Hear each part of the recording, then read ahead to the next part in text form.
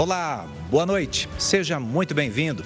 Em apenas mais uma semana, os eleitores de todo o país vão às urnas para decidir quem governará o Brasil pelos próximos 4 anos. Mantendo a tradição de apoio à democracia, a Record TV, a Record News e o portal R7 marcaram para essa noite o debate entre os dois candidatos que disputam este segundo turno.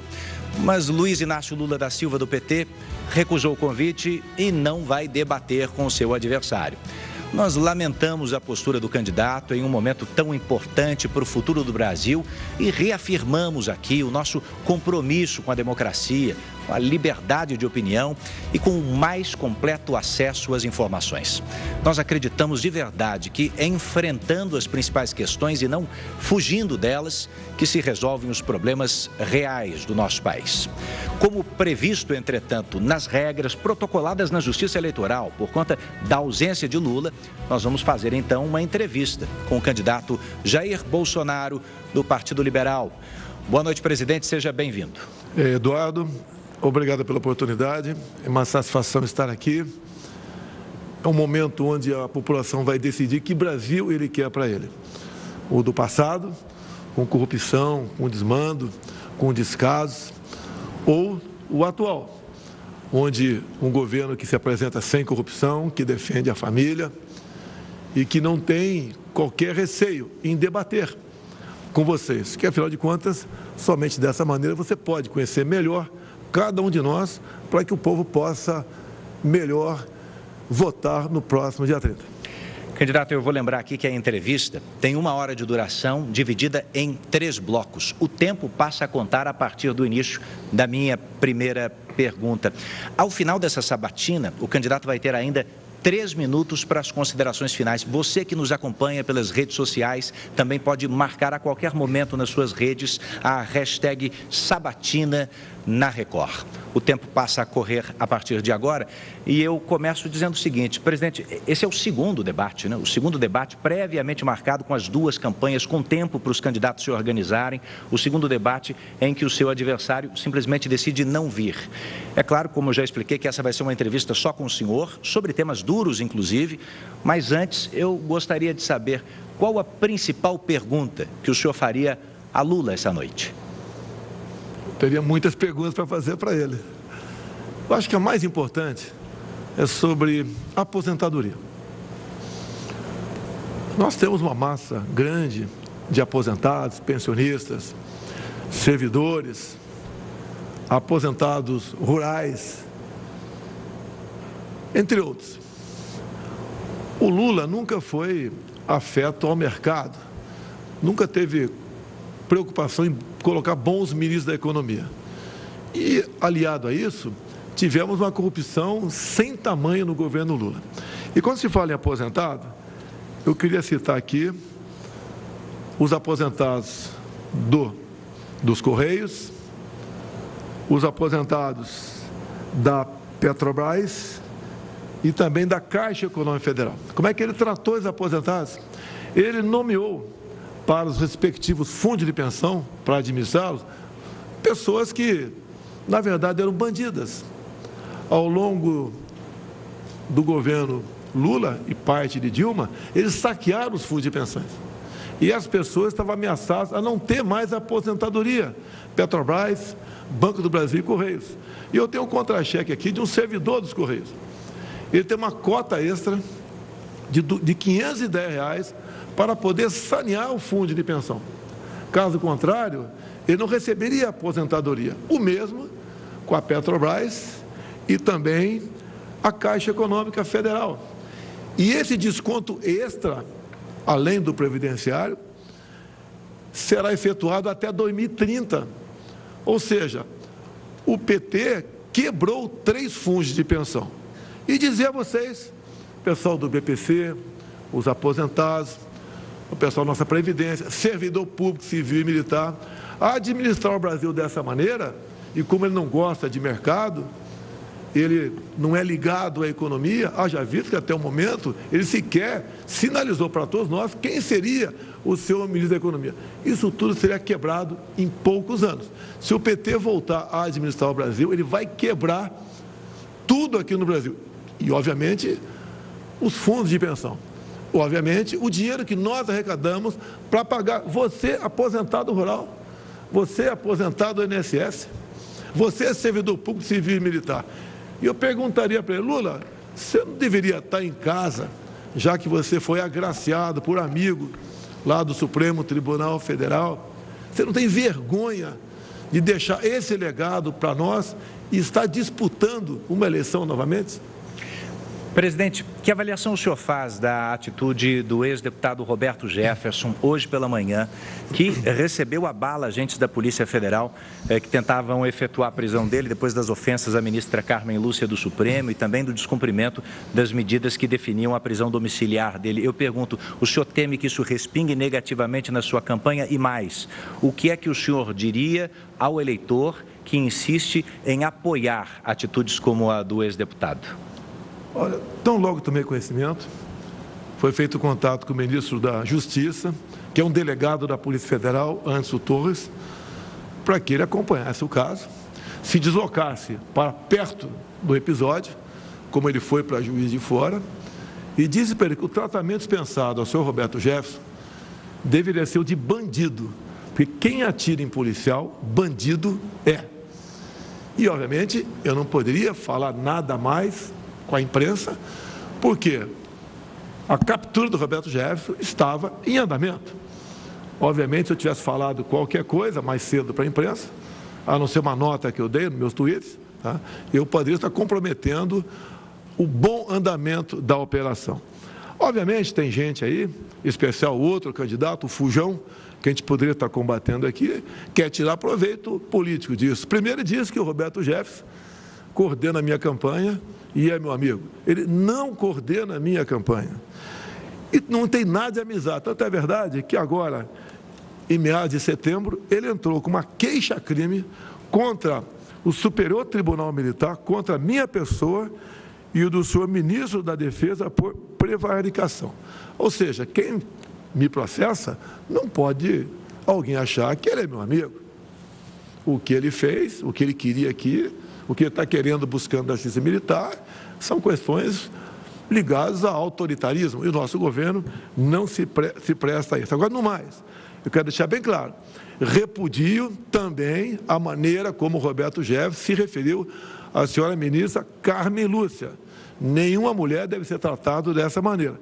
Agora, deixo claro, a jornalista Bárbara Gância, jornalista, ofendeu a minha filha no dia do aniversário, no dia que ela estava completando 12 anos, com um palavreado mais forte ainda do que o Roberto Jefferson se referiu à senhora Carmen Lúcia. Também, há poucos dias, a senhora Sâmia Suragi, procuradora-geral do Estado de Alagoas, se referiu à primeira-dama, minha esposa, Michele Bolsonaro, como vagabunda. Ou seja, nós somos vítimas do crime de ódio dessas pessoas, e não o contrário, como o Fujão aqui deixa transparecer e me ataca de forma caluniosa. Nós não passamos pano para ninguém, diferentemente do Lula, que quando Roberto Jefferson delatou o Mensalão, delatou inclusive José Dirceu, o Lula simplesmente passou pano para tudo isso. Nós não somos amigos, nós não temos relacionamento e tratamento para pessoas que são corruptas ou agem dessa maneira, como o Roberto Jefferson agiu, xingando uma mulher e também recebendo a bala policiais. O tratamento que será dispensado pelo governo Jair Bolsonaro será de bandido. Assim foi feito, ele foi detido agora, final da tarde, e já encaminhado para a Superintendência da Polícia Federal do Rio de Janeiro. No mais, o Anderson Torres não participou, não foi a Levi Gasparian, e a preocupação dele agora, como determinei, é cuidado com os dois policiais que foram vitimados por Roberto Jefferson. Como é que está a saúde deles e como nós podemos melhor acompanhar a recuperação desses dois policiais. Presidente, eu gostaria de insistir na questão dos ataques, mas entre as campanhas, se a gente perceber o número de eleitores que simplesmente decidiu não votar no primeiro turno, mais de 30 milhões de brasileiros, é muita gente. Nesse segundo turno, há uma parcela desse eleitorado preocupada com o nível do debate entre o senhor e o candidato Lula do PT. O TSE chegou, inclusive, a entrar no jogo, fazendo um apelo pelo fim dos ataques na TV. Eu gostaria de saber, o senhor se comprometeria com isso nessa reta final das eleições? Como é que o senhor classifica até aqui o nível desse embate? Não há nenhum ataque meu a outro candidato. As inserções que nós colocamos nas televisões em grande parte, vídeos do próprio Lula. Ele falando, por exemplo, que a questão do aborto é questão de saúde pública. Quando nós o chamamos de descondenado, é verdade. Quando nós falamos que ele foi condenado, que foi chefe de uma organização criminosa, isso é verdade. Quando o partido dele apoia ideologia de gênero, é verdade. Nós não mentimos, nós não precisamos mentir para mostrar o caráter do fujão. É só falar a verdade. É uma pessoa que não tem qualquer respeito com a família, com pastores, com padres, que apoia ditaduras fora do Brasil, como a de Ortega, que persegue padres, que expulsa freiras, que corta canal de televisões, como a da CNN, entre outras coisas. Isso não é baixar o nível, é mostrar a verdade do que foi o governo Lula.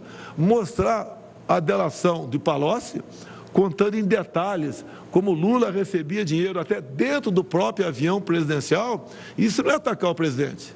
Mostrar a corrupção de várias estatais, como Petrobras, 900 bilhões de reais de endividamento, BNDES, 400 bilhões de reais. E quando se fala em BNDES, mostrar, em especial para o povo mineiro, que em Belo Horizonte não tem metrô, mas dinheiro nosso do BNDES, Lula mandou para Caracas, capital da Venezuela, lá tem um metrô maravilhoso.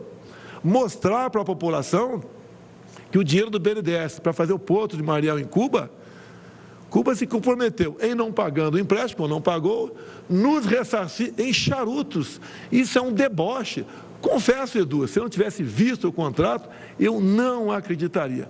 Então, nós não temos ataque, mostramos as verdades apenas do que aconteceu no governo do PT.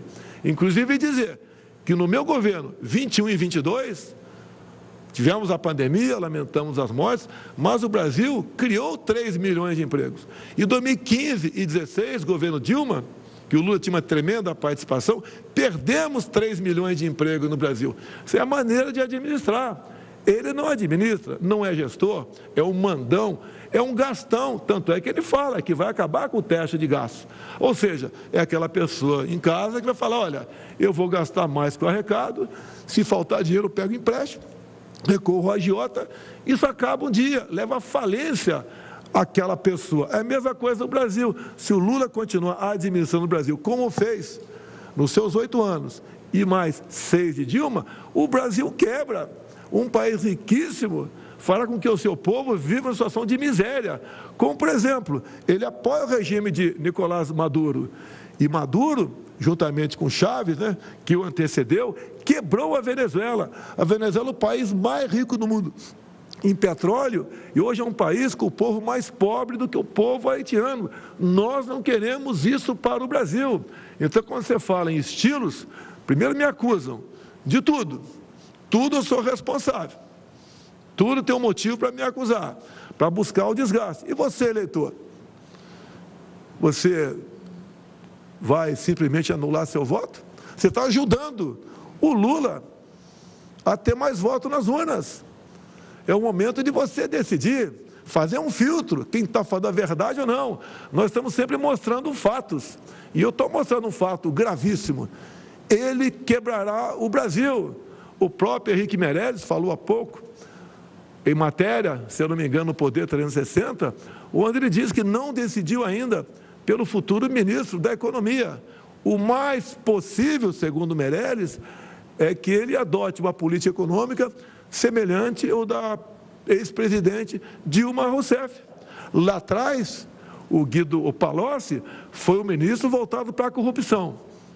E o da Dilma, o Manteiga, foi para, simplesmente, a péssima gestão. Tanto é que o Brasil entrou em recessão em 2015 e 2016. Gostaria agora de falar sobre alguns temas que o próximo presidente da República, o senhor, se for reeleito, terá que enfrentar. Gostaria de começar sobre lei e ordem. Há tempos existe um debate sobre a redução da maioridade penal e há informação de que o senhor apresentaria um projeto de lei nesse sentido num eventual segundo mandato. Os críticos dessa proposta, sobretudo, falam sobre o sistema que não estaria preparado para isso, ou até mesmo sobre a superlotação que isso causaria nos presídios. Que argumentos a favor da proposta o senhor traria para o debate? A redução seria para os menores, 16 e 17 anos. Sempre lutei por isso, desde 91, quando cheguei à Câmara dos Deputados. Essa parcela de jovens, 16 e 17 anos, que é uma parcela muito pequena dos infratores, equivale a aproximadamente 0,2%, ou seja, cada 1.000, 2 jovens teimam em cometer crimes. E incentivados pelo fujão. O Lula sempre defendeu ladrões de celular, dizendo que ele estava roubando o celular para ganhar um dinheirinho, dando força a esses menores ladrões. Lugar de moleque dessa idade é para estar na escola. Agora, essa minoria que faz maldade, mata nossos filhos por aí, roubam, sequestram, estupram, o lugar dele na cadeia. Se lá está muito cheio, é problema dele. Eu prefiro lá na cadeia cheia do que aqui fora cometendo crime. Agora, a grande maioria da garotada, 16, 17 anos, caso quisesse e fosse aprovado nos testes, poderiam ter a sua carteira nacional de habilitação como prêmio. Hoje a gente vê jovens, de vez em quando, dirigindo por aí, sem habilitação, obviamente, por causa da idade, e entrando aí como infrator. Vamos botar na cadeia quem tem que botar, quem comete esses crimes, em especial os crimes hediondos, e quem é um bom garoto, que tenha a sua recompensa com a carteira nacional de habilitação. Esse seria o teor da proposta, então? Apenas para alguns tipos de crimes, crimes hediondos? A ideia é para crimes hediondos, para a gente não generalizar muito essa questão.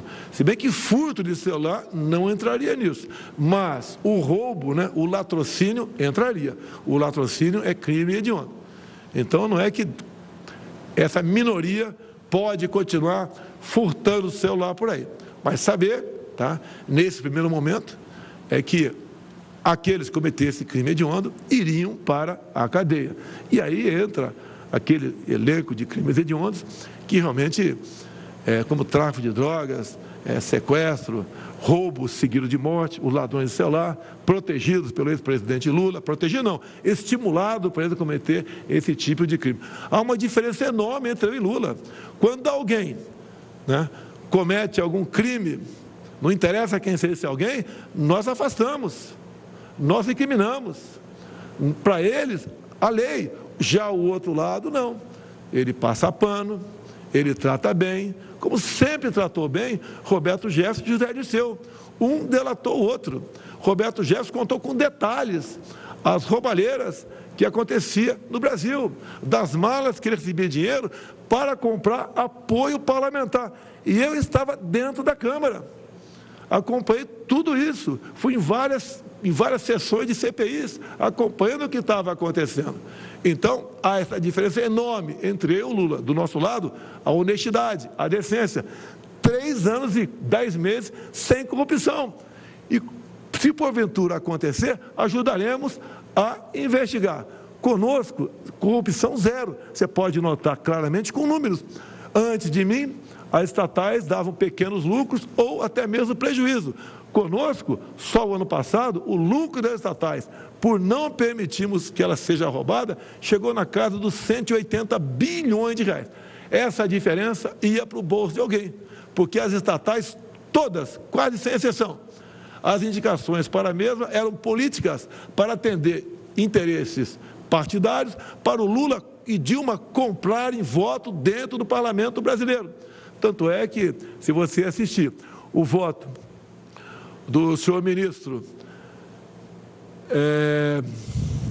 o ministro que pediu para sair do Supremo, Joaquim Barbosa, ele diz claramente lá, O único deputado de tal partido que não foi buscar dinheiro na Petrobras foi o senhor Jair Bolsonaro. E também, por ocasião da delação premiada do doleiro Alberto Youssef, ele falou que 3 deputados de um determinado partido nunca pegou dinheiro, fruto de corrupção, e um deles era Jair Bolsonaro. Ou seja, eu sempre fiz a minha parte, eu nunca vendi meu voto para ninguém, eu sempre votei com independência. Quando a matéria era boa, a gente votava favorável. Quando não era, votava contra. Então, sempre foi esse o meu comportamento. E dizer ao Lula que a forma como ele governou o Brasil, comprando apoio parlamentar, entregando estatais, fundos de pensões, ministérios e bancos oficiais em troca de apoio político, repito, é o que levou o Brasil a mergulhar no maior escândalo de corrupção que se tem notícia em todo o globo terrestre. Bom, eu falei agora há pouco sobre crimes praticados por menores, trouxe aqui o assunto da redução da maioridade penal. Agora, é difícil assistir a um telejornal hoje sem ver uma notícia sobre quadrilha do Pix. Eu queria trazer esse assunto para cá. É inegável o avanço do sistema de pagamentos por Pix, ajuda muitos brasileiros. O senhor trouxe recentemente um número de 90 milhões de transações no pico, mas é fato também que isso criou novas possibilidades para criminosos. Só na maior cidade do país, presidente, há pelo menos 3 crimes dessa natureza por dia. Os sequestros relâmpago dispararam. Há como o governo federal ajudar nesse cenário? Conversei hoje com o Banco Central sobre esse assunto, para me preparar para a possibilidade dessa pergunta. Obviamente, o Pix, o cara não bota a mão no dinheiro. Ele sequestra a pessoa e a pessoa faz a transferência para uma conta. Então, vai para uma conta. Só que essa conta, geralmente, é uma conta laranja ou de aluguel. Então, o Banco Central vai desenvolver um sistema para que todo mundo seja identificado. Poderia ser, não vou dizer que vai ser. Ao você abrir uma conta, que tire uma fotografia sua, você pode mandar pelo Zap para lá até, né? E de modo que essas contas ditas laranja vai ter a fotografia de alguém. Não é possível fraudar isso também? É possível também, mas você começa a fechar o cerco. Agora, deixo claro, não se compara Pix com caixa eletrônico. Você não tem mais o dinheiro em papel no bolso, melhorou bastante. O Pix você pode programar também para ter um limite de saque diário. Isso muita gente já faz isso daí. O Pix, por exemplo, deixou na mão do povo 13 bilhões de reais por ano, porque não paga qualquer taxa. Então o Pix é algo, no meu entender, excepcional. E infelizmente não vamos ter como zerar crimes desse tipo de transações. Mas tenho certeza, como conversado hoje com o Banco Central, brevemente teremos reduzido e muito essa possibilidade. Então, veio para ficar, os Estados Unidos quer o nosso Pix, outros países querem também, como a Colômbia, não sei agora com o novo presidente lá, talvez não queira mais, que o negócio dele é liberar cocaína, ele é amigo do Lula também, que poderia estar discutindo esse assunto comigo aqui. Ou seja, o Pix realmente veio para ficar e nós temos certeza que ele será aperfeiçoado e a população não quer mais falar em fim do Pix. Presidente, eu peço a sua licença agora, porque essa sabatina com o candidato à reeleição, Jair Bolsonaro, é feita por mim e por jornalistas que representam outras empresas do Grupo Record. Agora é a vez da apresentadora do Jornal da Record, Cristina Lemos. Cris, boa noite. Qual a sua pergunta? Boa noite, candidato. Edu, boa noite a todos. Senhor presidente, no dia 31 de outubro, o dia seguinte, a votação de segundo turno, o Brasil, dividido em 2 grandes grupos de eleitores, estará diante do seguinte cenário: metade dos brasileiros vai se sentir vitoriosa, a outra metade vai se sentir derrotada. Presidente, é razoável imaginar que 100% dos brasileiros desejam a paz social, o bem-estar social pelos próximos 4 anos. Se o senhor sair vitorioso no dia 30, o senhor será capaz de um gesto de pacificação de toda a população, até mesmo um gesto na direção dos seus adversários e dos eleitores que, porventura, não tenham votado no senhor? Você pode ver como foi meu comportamento diante de governadores e prefeitos, em especial durante a pandemia. Enviamos recursos para todos eles, independente da filiação político-partidária de qualquer um deles. Há 2 anos, por exemplo, você não tem notícia de servidores estaduais ou servidores municipais de atraso em pagamento ou parcelamento de 13º salário. Tratamos todo mundo com igualdade. Você não vê sobre as ditas minorias qualquer discriminação da nossa parte. A violência, o número de mortes por arma de fogo caiu a mais de 40%. Todo mundo foi, vamos assim dizer, beneficiado com isso. Quando nós tratamos as questões de segurança pública, nós atendemos a todos também. Repassamos recursos para todos os governadores e prefeitos, repito, independente da sua coloração político-partidária, do Fundo Nacional de Segurança Pública, ajudando a isso. Essa é a nossa política de tratar todo mundo com igualdade. Nós não dividimos a população de nós contra eles, ou de brancos contra negros, empregados contra patrões, homens contra mulheres, homos contra héteros, nordestinos contra sulistas, pais contra filhos. Nós nunca tivemos nenhuma palavra, nenhum gesto para separar a nossa população. Nós sempre unimos o nosso povo. É um só Brasil, uma só raça, uma só cor. Tanto é que o orgulho enorme que eu tenho, e com toda certeza muitos de vocês, cada vez mais vê o nosso povo usando a bandeira verde e amarela. Até aqueles que estavam usando bandeira vermelha, aos poucos estão vindo para o nosso lado. As cores da nossa pátria, do nosso Brasil. Eu nunca falei em controlar a mídia, como outro fujão aqui tem falado o tempo todo. E perguntaram para mim outro dia, como você controlaria a mídia? Eu falei, ora as bolas. Eu controlaria a mídia, sim. De que forma? Dando-lhes liberdade. Quanto mais liberdade para todos vocês, maior chance de ter o povo de separar qual é a boa e qual é a má imprensa brasileira. Não existe, da minha parte, perseguição a quem quer que seja. Quando alguém da esquerda comete um crime, eu não culpo o Lula, como ele faz comigo o tempo todo. Há poucas semanas, um marginal, matou a esposa e um filho menor. A imprensa de imediato começou a levar para o meu lado. Só que algumas horas depois, viu que no braço desse marginal estava lá a cara do Lula, tatuada. Abafaram o assunto. Nós não dividimos a população brasileira, muito pelo contrário. Pregavam lá atrás que eu ia dividir, que eu ia dar o golpe, ia ser um ditador. Nunca um ato meu sequer foi visto nessa direção. Eu, sim, sempre joguei dentro das 4 linhas da Constituição. E quantas vezes eu tenho sofrido as consequências de quem quer nos separar, calado, como o episódio de hoje. Inadmissível. Roberto Jefferson, um ex-deputado, um advogado renomado, se referia a uma senhora com aquele tipo de palavreado. Isso é inadmissível. E depois, quando chega uma ordem de prisão para ele, não interessa se é legal ou não, ele recebe os policiais com tiro. Quem recebe policial com tiro é bandido. E tanto é que o que eu falei para o ministro Anderson, que é policial federal, é resolver o assunto e tratar o Roberto Jefferson como bandido. Faça o que tiver que ser feito, mas tratá-lo como bandido. Eu não sou, prezado fujão, que não está aqui, amigo de facções criminosas. Presidente, eu gostaria agora de chamar a participação do jornalista Heródoto Barbeiro, que é quem faz a próxima pergunta, em nome da Record News. Boa noite, Heródoto. Boa noite, Edu. Boa noite, candidato Bolsonaro. Boa noite a todos. Candidato Bolsonaro, usando a linguagem jornalística, vou pegar um gancho daquilo que o senhor falou agora há pouco, falou a respeito dos aposentados.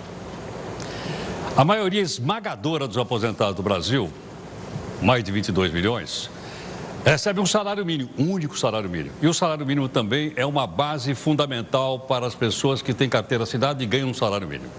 Eu gostaria de saber se no seu programa de governo, portanto, olhando para frente, não olhando para trás, como é que esse salário mínimo vai ser tratado no seu programa de governo? E a segunda parte da pergunta, se eles podem contar também, além do reajuste, de algum ganho real, portanto, um pouquinho acima da inflação, como já aconteceu no passado. Heródoto, eu peguei o Brasil com sérios problemas éticos, morais e econômicos. Veio uma pandemia pela frente depois, uma crise hídrica, uma guerra lá fora. mesmo assim nós arrumamos a nossa economia. Eu tenho um ministro da Defesa, chamado Paulo Guedes, que é reconhecido fora do Brasil. Os números da economia nossa realmente são de fazer inveja para a grande maioria dos outros países. O que ele declarou há poucos dias? Que nós daremos, sim, um aumento acima da inflação para o salário mínimo, para os aposentados e para os servidores. Eu acredito no ministro Paulo Guedes. E olha só, durante a pandemia, quando obrigaram o povo a ficar em casa, contra a minha vontade, nós atendemos a 68 milhões de pessoas com o auxílio emergencial. E as mulheres com o dobro desse valor, que era de R$600. E o Brasil não entrou em crise. Não tivemos aqui a disparada do dólar ou a queda da nossa bolsa. Ou seja, o Paulo Guedes construiu tudo isso para atender aos mais humildes, aos mais necessitados, dentro da responsabilidade fiscal. Se ele falou isso agora, eu tenho certeza que ele tem meios e sabe como botar em prática esse reajuste acima da inflação para aposentados, para pensionistas, para servidores, para militares e para os aposentados também rurais, que é um número enorme que temos no Brasil. Repito, se o PT continuar a administrar o Brasil, pode ter certeza, vocês todos, em especial aí os aposentados rurais, vão perder a sua aposentadoria. A próxima pergunta, representando o portal R7, é do jornalista Tiago Nolasco. Boa noite, Tiago. Edu, presidente, boa noite a todos que estão nos assistindo também. Uma crítica que tem sido feita nessa campanha de segundo turno é se falar pouco da economia para os próximos 4 anos. O principal adversário do senhor, o ex-presidente Lula, fala em um Estado maior, sem privatizações. O senhor e o ministro Paulo Guedes defendem um Estado menor, com privatizações. Eu queria saber se nos próximos anos é possível manter crescimento econômico, queda do desemprego e também uma inflação menor, já que é isso que influencia na vida da população no dia a dia.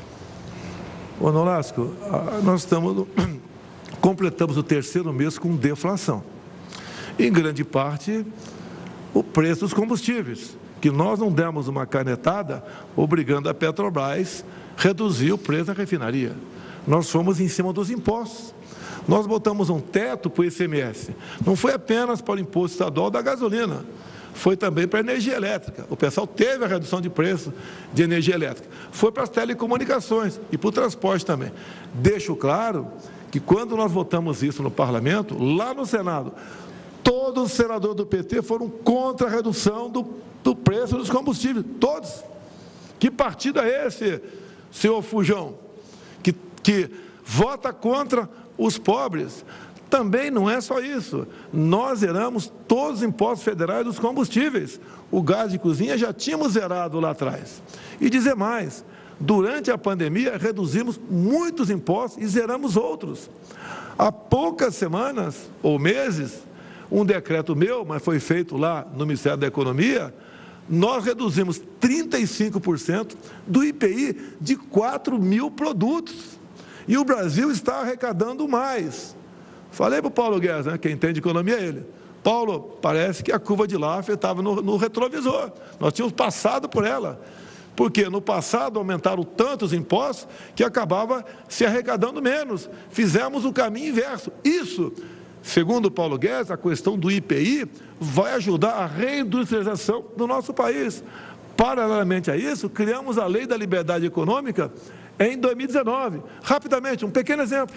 Uma senhora queria abrir um salão de beleza, um senhor ali queria abrir uma oficina mecânica e entrava com pedido de alvará. Muitas prefeituras, esse alvará era negado ou tinha que ser negociado. Hoje ele entra com pedido de alvará, se em 30 dias a prefeitura não responder, ele vai abrir, ou ela vai abrir o seu comércio. É a liberdade que nós estamos dando para a população trabalhar, correr atrás, se empenhar, abrir o seu próprio negócio. Também para os empresários, nós simplificamos milhares de normas regulamentadoras. Hoje nós somos o 7º país mais digitalizado do mundo, que tem ajudado na criação de empregos para todo mundo, em especial aos mais jovens. Esse é um pequeno sinal do que fizemos e estamos fazendo pela economia do nosso Brasil. O Brasil vai muito bem na economia, graças a Deus, e graças à equipe de ministros que eu pude indicar, sem qualquer interferência político-partidária para conseguir votos dentro do Parlamento brasileiro. O senhor me dá gancho para mais uma pergunta, mas eu vou fazer no próximo bloco.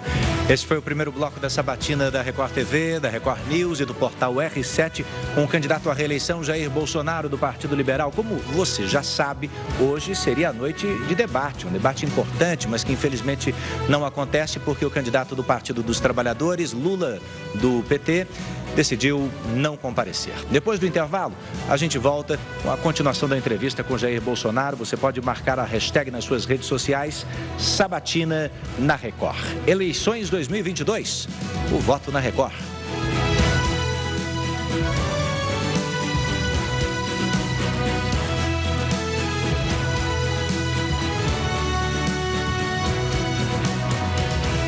Eleições 2022, o voto na Record News. Como prometido, aqui na Record News você não perde um segundo sequer. Tanto na TV quanto no nosso canal no YouTube. Você que está assistindo a gente pela internet, a gente segue ao vivo, não tem intervalo, analisando o primeiro bloco da entrevista com o presidente Jair Bolsonaro, candidato à reeleição. Como o Edu Ribeiro falou, era para ser um debate, mas o outro candidato, Luiz Inácio Lula da Silva, preferiu não participar deste evento e conversar e debater ideias. E o que me chama a atenção, faço esse gancho, porque justamente a pergunta que Edu Ribeiro fez para Jair Bolsonaro era: que pergunta faria para o seu rival? E ele tocou num ponto sensível demais para muitos brasileiros que passaram por isso. Questão da previdência, dos fundos de pensão, dos postales, por exemplo, que é um caso que ele já tinha trazido à tona em outros momentos, do rombo que foi causado no postales, mais de 7 bilhões de reais. Citou que no governo dele, justamente hoje, quem recebe do fundo de pensão, recebe dinheiro, não tem que mais pagar pelo rombo que o governo PT, segundo o ex-presidente, segundo o presidente Jair Bolsonaro, falou que o ex-presidente causou a esses fundos de pensão. Então foi algo bem interessante. É uma pena que justamente o outro candidato não está aqui para responder e falar sobre isso, porque é nevrálgico, é um ponto sensível e a preocupação de milhões de brasileiros, não só de funcionários públicos, mas também de funcionários da iniciativa privada. Adversário ausente, que foi chamado de mandão, de gastão, porque Jair Bolsonaro disse que ele não vai respeitar o teto de gastos no ano que vem, se for eleito, e também de fujão. Falou várias vezes por ser fujão. Outro ponto que eu destaco é essa fala na pergunta do Heródoto Barbeiro sobre o salário mínimo e também sobre as aposentadorias, mas ele trouxe um tema muito sensível nos últimos dias, que foi sobre o aumento real do salário mínimo, acima da inflação. Ele voltou a falar desse compromisso de aumentar o salário mínimo para acima da inflação. Mas agora a gente vai com o Rafael Algarte, lá na sala de imprensa aqui nos estúdios da Record TV. Rafa, e aí, como foi por aí? O que você destaca desse primeiro bloco da sabatina, com duração de meia hora? Perguntas do Eduardo Ribeiro, Cristina Lemos, depois do Thiago Nolasco e, por último, nesse primeiro bloco, do Heródoto Barbeiro. Exato, nós estávamos ali acompanhando no outro estúdio, nessa sala de imprensa que eu já mostrei anteriormente no início ali no nosso esquenta, e de fato é interessante acompanhar essa movimentação, principalmente em relação às perguntas que são feitas. O Eduardo Ribeiro trouxe pontos que são super importantes, principalmente na abertura, quando ele falava sobre as pautas que foram discutidas e quase um pouco do que foi discutido nessa coletiva de imprensa, quando nós citávamos o episódio envolvendo Roberto Jefferson. O presidente Bolsonaro foi muito claro, dizendo que não há qualquer tipo de ligação de Roberto Jefferson dentro da sua campanha e que acredita que o comportamento dele foi de um criminoso. É assim que ele deve ser tratado, nas palavras do próprio presidente. A apresentadora Cris Lemos trouxe um ponto que é muito muito importante. Como nós estamos acompanhando diversos levantamentos, elas vão ali apontando uma disputa muito acirrada. Dentro desses últimos dias, isso é muito significativo, porque independentemente, no caso de uma reeleição ou então de uma nova eleição, teremos um Brasil com diferentes perspectivas. E o presidente Bolsonaro disse que o objetivo principal é conseguir fazer uma unção desses dois polos, que têm ideias diferentes, mas que precisa trabalhar para que o Brasil volte a conversar da melhor maneira possível. Ele trouxe também uma relação muito importante. Eduardo Ribeiro chegou a questioná-lo sobre a situação do Pix.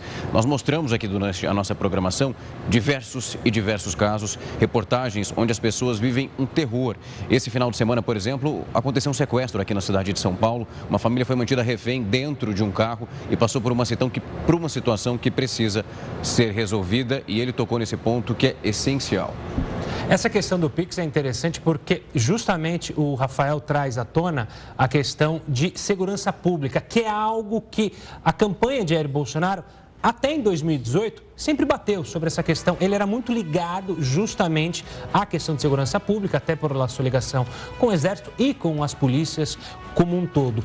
Então o Pix vem com uma preocupação enorme com essas relações a esses assaltos, porque ele não atinge só uma pequena parte da população, atinge tanto o trabalhador que está voltando para casa de um dia exausto, que é pego porque, como o presidente falou, às vezes por um menor de idade ou algum motociclista que está o garupa, e ali perde R$1.000, R$2.000, R$500, que vai fazer uma diferença enorme. Fora Exato. o risco, né? E fora todos os sequestros que a gente viu, essa escalada da criminalidade, o Brasil aí no topo de crimes envolvendo esse tipo de ação com o Pix. O presidente Jair Bolsonaro disse que conversou com o Banco Central e, como medida, ele colocou que se deve tirar uma foto quando a pessoa fizer lá o cadastro para o Pix para tentar evitar fraudes neste momento. Agora a gente volta ao estúdio principal do Grupo Record com Eduardo Ribeiro para acompanhar o segundo bloco da entrevista.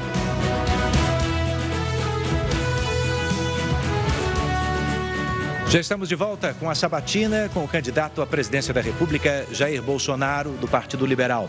Estava previsto para hoje, pela Record TV, pela Record News e o portal R7, um debate entre os dois candidatos que disputam a presidência, mas o candidato Lula, do PT, não compareceu. Presidente, eu gostaria de voltar à noite do resultado do primeiro turno das eleições. O senhor, já ciente dos votos que tinha recebido nas urnas, fez o que talvez tenha sido o discurso político seu mais conciliador de todos. O senhor falou admitindo que talvez não tivesse conseguido se comunicar corretamente com nordestinos, com a população mais pobre, com a população menos escolarizada. Há 7 dias da decisão. O senhor acha que reverteu esse quadro e como? Não só revertemos, buscando uma melhor comunicação, bem como as oportunidades, como essa que estou tendo aqui, da gente mostrar o que nós fizemos. Parece que o governo que só tinha notícia ruim. Isso não era verdade. Tem gente que diz, que tem informação, não vota em mim porque eu sou um pouco grosso, porque falo palavrão de vez em quando. E eu tenho falado, falo palavrão, mas não sou ladrão. Eu dou o melhor de mim. A minha educação no interior aqui de São Paulo é o pai que olhava para você e você obedecia. Depois fiquei 15 anos no Exército Brasileiro. O Exército Brasileiro tem uma boa instrução, mas a educação fica um pouco no segundo plano nos seus exercícios. Talvez a minha forma de agir e ser um pouco rude no palavreado que afastou algumas pessoas. E eu quero dizer para elas, eu me desculpo, tá? Eu estou fazendo o melhor de mim. Eu sou um gestor. Eu escolhi uma equipe de ministros nunca visto na história do Brasil. Não é o Paulo Guedes apenas, é o Tarcísio, é o Marcos Pontes, nosso astronauta, é a Tereza Cristina, é a Damares, é o Fábio Farias, entre tantos e tantos outros. É o Onique Lorenzoni, lá no Rio Grande do Sul. E são pessoas que deram conta do recado. Essas pessoas passaram por um momento difícil, a pandemia. Nós demos conta do recado. O outro lado, que não é acusado disso, enquanto esteve no governo, só praticou corrupção. Até durante o meu governo, o consórcio do Nordeste, do senhor Carlos Gabas, ex-ministro Dilma Rousseff, desviou 50 milhões de reais, com a conivência de Rui Costa, ex-governador da Bahia. Ou seja, tivemos nordestinos morrendo por falta de ar, porque dinheiro que era para comprar respirador não foi comprado, foi desviado. Inclusive dinheiro gasto em loja de maconha, e lamentavelmente a CPI não quis investigar isso daí. Então, muitas vezes, toma conhecimento dessas notícias e se exalta, e daí fala um palavrão ou outro. Me desculpa, pô, mas é a minha indignação. Muita gente se preocupa apenas com o que eu falo e não com o que eu faço.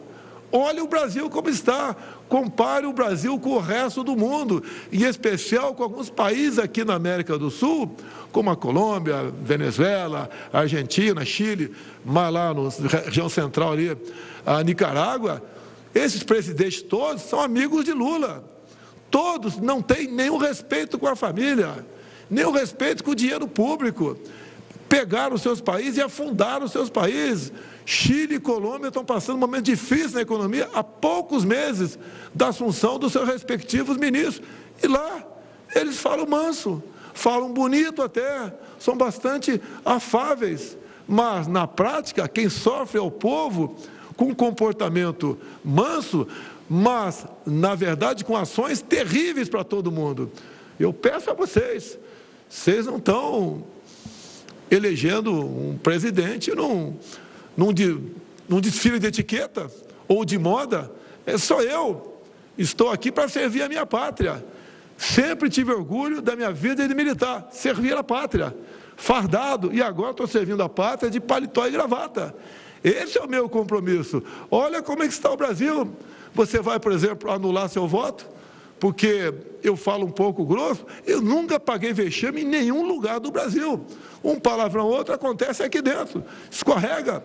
Lamento, peço desculpas mais uma vez, mas procuro acertar. E quando erro, me desculpo também. Não tenho compromisso com erro. E eu sempre quis o melhor da minha pátria. E tenho certeza, se Deus, novamente, me der a honra de ser presidente da República, vamos melhorar mais ainda o nosso Brasil. Se passamos bem por pandemia, crise de falta d'água e guerra lá fora, imagine agora, com a economia ajustada, o que faremos nos próximos 4 anos. Me permite falar de gastos públicos, presidente. Críticos ao seu governo dizem que, neste momento, o senhor está pesando demais a mão na máquina pública na reta final da eleição e criticam a possibilidade de empréstimo consignado com o uso do Auxílio Brasil ou até mesmo depósitos futuros do FGTS para a compra da casa própria. O senhor, que já criticou o Partido dos Trabalhadores, segundo o senhor, por endividar estudantes universitários, também não estaria nesse momento endividando a família brasileira? Nós estamos num período pós-pandemia. Lá atrás, em segundo plano, era dar um curso superior para o jovem. A intenção era atender aos conglomerados de universidades privadas com recursos do FIES que saíram do Banco do Brasil e da Caixa Econômica. E nós agora salvamos essa garotada. Mais de 1 milhão de jovens tinham dívidas impagáveis com o FIES. Mandamos o projeto para o Congresso. O Congresso aperfeiçoou esse projeto. E hoje em dia você pode negociar a sua dívida do FIES junto à Caixa ou Banco do Brasil por aplicativo. E essa anistia chega até 99%. Quando nós acertamos a questão do consignado para o pessoal do Auxílio Brasil e do BPC, foi uma maneira de tirá-los das mãos de agiotas. Pode, inclusive, fazer um acerto com a Caixa Econômica Federal, a Caixa compra essa dívida de vocês e vocês vão pagar um juros menor.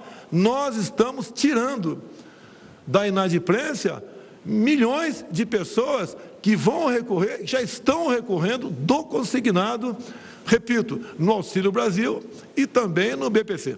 Presidente, o líder do MST, João Pedro Stedley, ele disse recentemente que, caso Lula vença as eleições, deve acontecer uma retomada do Movimento Sem Terra.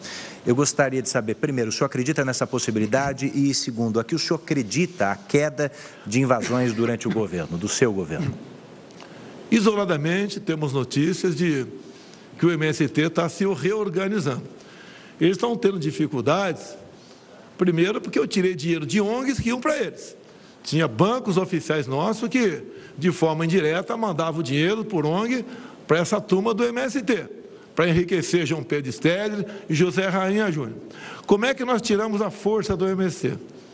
Nós pegamos os assentados, que eram pessoas que tinham alguns hectares com eles, né, no assentamento, e eles eram usados pelo MST para invadir terra dos outros. Nós titulamos essas terras. Nós já demos 420 mil títulos, que é o registro, aquele documento que esse pessoal outrora do MST não tinha. E ao fazer isso, nós demos dignidade a eles. Essas pessoas passaram a ser cidadãs de verdade, passaram a integrar de verdade a agricultura familiar, que nunca teve tanto apoio do nosso governo, de outros governos, como está tendo no nosso governo. E deixo claro, quando falo em mulher também, né, ou mulheres, esses 420 mil títulos, 80% deles foram para as mulheres. Nós entendemos que esse título, essa propriedade em nome da mulher, é uma garantia maior para os filhos e netos dos casais. Ou seja, tiramos a força do MST titulando terras. É isso que nós fizemos. Agora, vale a pena alguns números aqui. No governo Fernando Henrique, tínhamos uma invasão de terra por dia, em média. No governo Lula, 20 invasões por mês. No meu governo, 5 por ano. Tanto é que há 3 anos e 4 meses, vocês não têm notícia de invasão de terra. Levamos paz para o campo. Acabamos com a violência, em grande parte, no campo. Porque tratamos com dignidade aquelas pessoas que o PT dizia que ia dar uma terra para ela e ela ia ser feliz, o que, na verdade, isso não aconteceu. E nosso governo, que pese toda a acusação que eles fazem contra a gente, em especial, agora há pouco discutimos, né, que eu sou um cara meio bronco, meio grosso, mas nós atendemos a população de verdade. Não temos palavras bonitas, nós temos ações concretas. A próxima pergunta é feita por Cristina Lemos. Cris. Presidente, assunto é educação pública. O setor de educação representou dificuldades na sua gestão. O senhor teve que trocar de ministros sucessivas vezes, acabou causando desgaste para o senhor e acabou criando também um ambiente de hostilidade entre grande parte dos gestores de educação do país.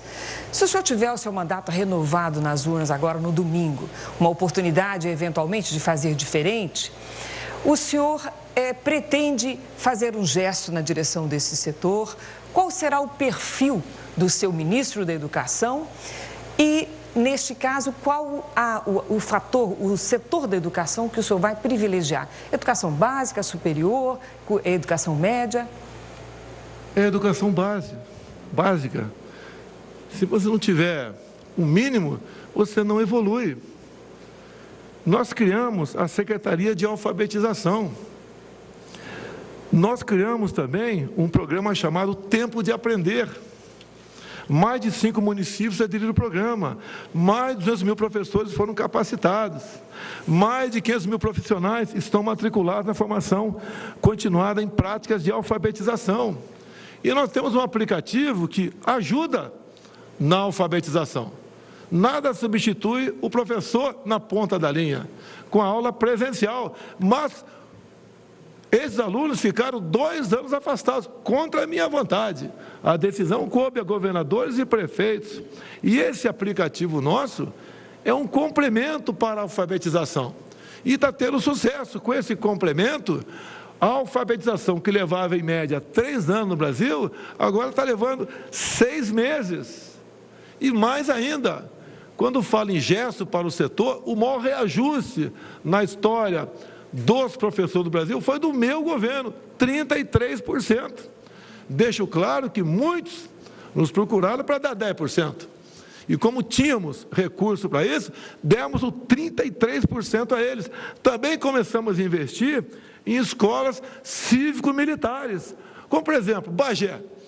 O prefeito de Bagé tem, hoje em dia, 3 escolas cívico-militares. E que mais? Há uma vontade enorme dos pais em botar os seus filhos nessas escolas, porque lá tem hierarquia, tem disciplina, se cobra dever de casa, se exige respeito e responsabilidade por parte dos alunos, canta o hino nacional, chama o professor de senhor e a professora de senhora. Então, a forma como nós estamos tratando o ensino fundamental é que vai ser a marca do meu governo. E já está pronto para ser inaugurado aqui em São Paulo também o 14º Colégio Militar. Eu espero, como havia prometido lá atrás, não conseguir cumprir a promessa de termos um colégio militar em cada capital de estado que não o tenha. Em São Paulo, conseguimos fazer esse às duras penas, mas tenho certeza que os colégios militares, associados às escolas militarizadas também da Polícia Militar, como exemplo que nós temos em Goiás e Estado do Amazonas, nós recuperaremos a nossa educação. E todo mundo só pode ir para frente se tiver uma boa educação de base. Vamos agora ouvir a pergunta do jornalista Heródoto Barbeiro. Candidato Bolsonaro, o contribuinte brasileiro paga 34% de carga tributária. Quer dizer que para cada R$100 que a gente ganha, 34% a gente paga de imposto. É 34% do PIB. Esse ano, segundo o impostômetro, nós já pagamos mais de 2.230 bilhões de reais de impostos. E as pessoas dizem que o serviço não é bom. Reclamam de vários serviços, pagam e não têm um serviço de qualidade. Queria perguntar o seguinte, no seu plano de governo, como é que isso é tratado? Tem uma solução para isso? Tem uma diminuição de carga tributária aí no seu plano de governo? Tem. Repito, nós somos prejudicados com a pandemia. Só em 2020 gastamos 720 bilhões de reais. Passamos dificuldades. A nossa folha vegetativa tem crescido. A nossa dívida externa é monstruosa, acima dos 6 trilhões de reais. E são coisas que não dá para resolver de uma hora para outra. Mas esses números, esses desembolsos, esses pagamentos, têm diminuído com o governo Paulo Guedes, que eu considero a economia um governo. Então, nós temos feito a nossa parte. O Paulo Guedes quer, em proposta enviada ao Congresso, por exemplo, isentar de imposto de renda quem ganha até R$5.000. Então, essas propostas são bem-vindas. A carga tributária realmente é enorme no Brasil. Lamento, é uma herança que nós temos e nós temos obrigação de manter esses contratos e não deixar a economia desequilibrar. Também, o que o Paulo Guedes tem feito, repito, diminuindo a carga tributária, como os combustíveis, como o IPI de 4.000 produtos, entre outros. Então, nós estamos ajudando, até de forma indireta, né, diminuir o peso do Estado para com a população. E dizer mais, nós não abrimos quase concurso público nos nossos anos. Não é por maldade, é porque o Estado, cada vez mais, tem dificuldade de honrar suas folhas. A gente quer, muitas vezes, dar um bom reajuste e não consegue. Se bem que a promessa do Paulo Guedes, dar um reajuste pelo menos igual à inflação. Ou melhor, dar um reajuste acima da inflação para o ano que vem. Quando eu assumi, deixo claro, cortamos 30.000 cargos em comissão. Demos exemplo, cortamos na própria carne. Outro partido tinha isso lá, né, quando governava o Brasil, e até cobrava 30% dos comissionados para o respectivo fundo partidário. Usavam a máquina inchada para arrecadar para o fundo partidário. Nós fizemos diferente. Nunca cobrei 1 centavo, 1% ou 0,1% de servidor comissionado para o meu partido. Então, esse exemplo que estamos dando, dá para resolver? Vamos resolvendo. Desculpe o gerúndio, não tem outra explicação. Aos poucos, nós chegaremos lá. Temos investido muito em pesquisa e desenvolvimento, com o Marcos Pontes. Um país que não desenvolve isso, está condenado a ser escravo de outro país. Está olhando aqui o Edu para eu encerrar a conversa. Então, estamos buscando maneira de produzir mais, de fazer mais negócios com o mundo, como o nosso agronegócio, que é um exemplo para o mundo todo, tem feito. Bom, em nome do Portal R7, a pergunta agora é do jornalista Tiago Nolasco. Presidente, o senhor começou a falar agora sobre política externa e esse é um assunto que não foi debatido durante a campanha. No início do governo do senhor, o senhor se uniu aos Estados Unidos, chegou a conversar com o presidente russo, Vladimir Putin, e teve problemas, atritos, né, com o presidente francês, Emmanuel Macron. O que vai ser prioridade na política externa do senhor no eventual segundo governo? Olha, Tiago, parte da imprensa critica, dizendo que não temos política externa, que eu não sou bem recebido lá fora. Todas as viagens que fizemos, não faltaram pedidos de bilaterais conosco. O tratamento dispensado ao presidente do Brasil é o melhor possível. Quando estava na iminência de uma guerra, lá na Rússia com a Ucrânia, mesmo grande parte da imprensa me criticando, eu fui conversar com o presidente Putin. Ficamos por 3 horas conversando. E dá para imaginar o que 2 chefes de Estado podem conversar ao longo de 3 horas. Tudo o que acertei com ele está sendo cumprido. Estava eu presente, ele, o meu intérprete e 2 pessoas da parte dele. Como, por exemplo, o não interrompimento do fluxo de fertilizantes aqui no Brasil. Se esse fluxo tivesse sido suspenso, com toda certeza estaria abalada ou condenada a nossa segurança alimentar. Os preços dos alimentos iriam disparar no Brasil. A nossa balança também estaria comprometida, porque deixaríamos de exportar, porque cairia a produtividade daquilo que o campo produz para todos nós. Ou seja, o nosso governo não tem medo de decidir. Vai onde tiver que ir. Logicamente que conversamos sobre o possível conflito Rússia-Ucrânia, que infelizmente veio acontecer. Lamentamos profundamente, mas eu sou o presidente do Brasil. Eu não posso deixar o meu povo passando necessidade por um capricho pessoal. Não aceitei também entrar no grupo de levantar embargos contra a Rússia. Disse para quem quis que nós entrássemos nesse grupo. Resolve a situação? Tem 100% de garantia que vai resolver? Não tem. Não vou entrar numa aventura. Quanto ao senhor Macron, presidente da França, ele sempre nos ataca na questão ambiental, que nós concorremos nos commodities, aquilo que produzimos no campo, em parte com ele. Qualquer problema no Brasil de incêndio que acontece, desmatamento que acontece, não na proporção que eles dizem, é motivo para nos ameaçar. Agora, há poucas semanas, tivemos um incêndio de aproximadamente 2 meses nas florestas da França. Eu não vi aqui a imprensa brasileira dando destaque a isso, como dão quando há, e sempre acontece, infelizmente, incêndios aqui no Brasil. Tratamento diferenciado por uma questão econômica. As poucas vezes conversei com o senhor Macron, e tratou muito bem, não tivemos nenhum atrito. Temos, por exemplo, o nosso acordo, União Europeia e Mercosul, caminhando. O senhor Macron é um que vê com ressalva isso, e todos os países da União Europeia têm que dar o seu voto favorável para que possa abrir realmente esse fato, esse negócio com o lado de lá. Agora, com a crise de alimentos, agora da Ucrânia, por causa da guerra, a Europa já vê mais que uma sombra, mais que um fantasma, vê algo de concreto no tocante ao desabastecimento em muitos países da Europa. Vão se socorrer do Brasil, e o Brasil está se preparando para aumentar ainda mais a sua produtividade, sem tocar na região amazônica. Ou seja, aqueles países que tanto nos criticam, podem ter até a vida da sua população salva por nós, pelo nosso agronegócio. Presidente, nós estamos concluindo aqui o segundo bloco da sabatina. Sabatina com o candidato à reeleição Jair Bolsonaro, do Partido Liberal. Encontro promovido pela Record TV, pela Record News e pelo portal R7. Estava previsto, você sabe, um debate, mas o candidato do Partido dos Trabalhadores, Luiz Inácio Lula da Silva, não aceitou o nosso convite. Nós voltamos daqui a pouco. Eleições 2022, o voto na Record.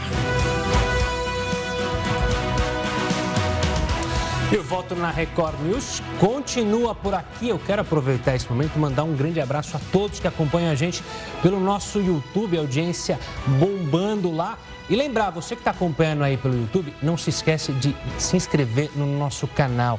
Informação de qualidade, de graça, a qualquer hora do dia, sempre na palma da sua mão. Então, está assistindo, vai lá no sininho, ativa o sininho para ser inscrito no canal da Record News. E lembrando que estamos aqui no intervalo, ao vivo, na Record News e também nas plataformas digitais da Record TV, do portal R7. É só acompanhar, porque depois da última parcela, da última etapa da sabatina, a gente tem tem aqui o pós para comentar todos os detalhes e os principais momentos desta entrevista comandada pelo Eduardo Ribeiro. E você, Edu, o que você...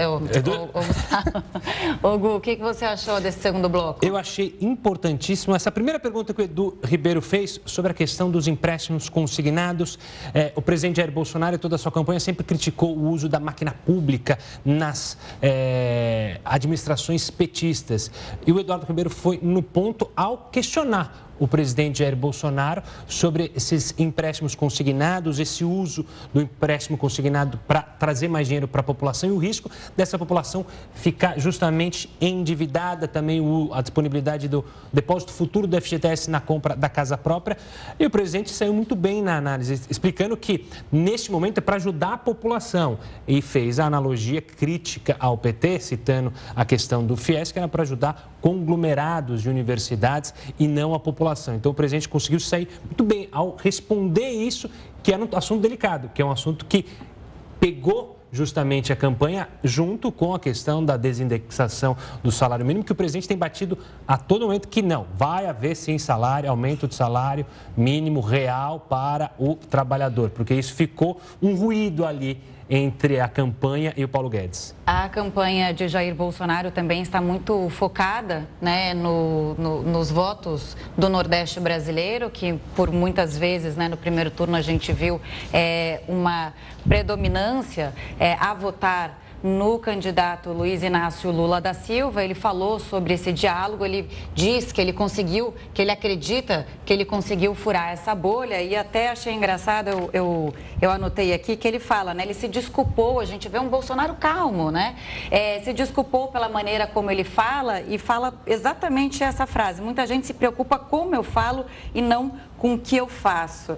Então, ele fala que ele fala de um jeito rude, que fala um palavrão ou outro, né? Nesse jeito de se comunicar dele mais simplório também, o que atraiu e as pessoas se identificam com esse perfil do candidato e presidente Jair Bolsonaro. Bom, mas agora a gente volta então com o Rafael Algart, que também tem considerações sobre esse segundo bloco. Oi, Rafa. Gente, aqui tá liberado. Oi, Camila, mais uma vez boa noite para você, para o Gustavo, para todo mundo que nos acompanha. É muito importante esse bloco que nós acabamos de acompanhar, principalmente esse último questionamento envolvendo a política externa. E aí nós rememoramos muitos pontos que foram apontados pelo Thiago Nolasco, onde ele fala das aproximações que foram realizadas. A gente lembra do presidente junto com o ex-líder americano Donald Trump e como foi desenvolvendo essa aproximação. Mas ele pega também num ponto que é muito crucial, principalmente das relações entre Brasil e Rússia. A gente puxa um pouco na memória de quem nos acompanha nesse momento o como esse movimento, a saída do Brasil, justamente naquelas semanas cruciais do início da guerra entre Rússia e Ucrânia, da ida do presidente Bolsonaro. E alguns especialistas acabavam dizendo que será que esse era o melhor momento? E depois desse movimento muito crucial, principalmente na relação entre os países, foi ali sendo apontado que, de fato, essa relação, em questões muito importantes, como o próprio presidente citou anteriormente, em relação ao uso de fertilizantes e como funcionava esse comércio bilateral entre os dois países, que esse ponto precisava ser trabalhado.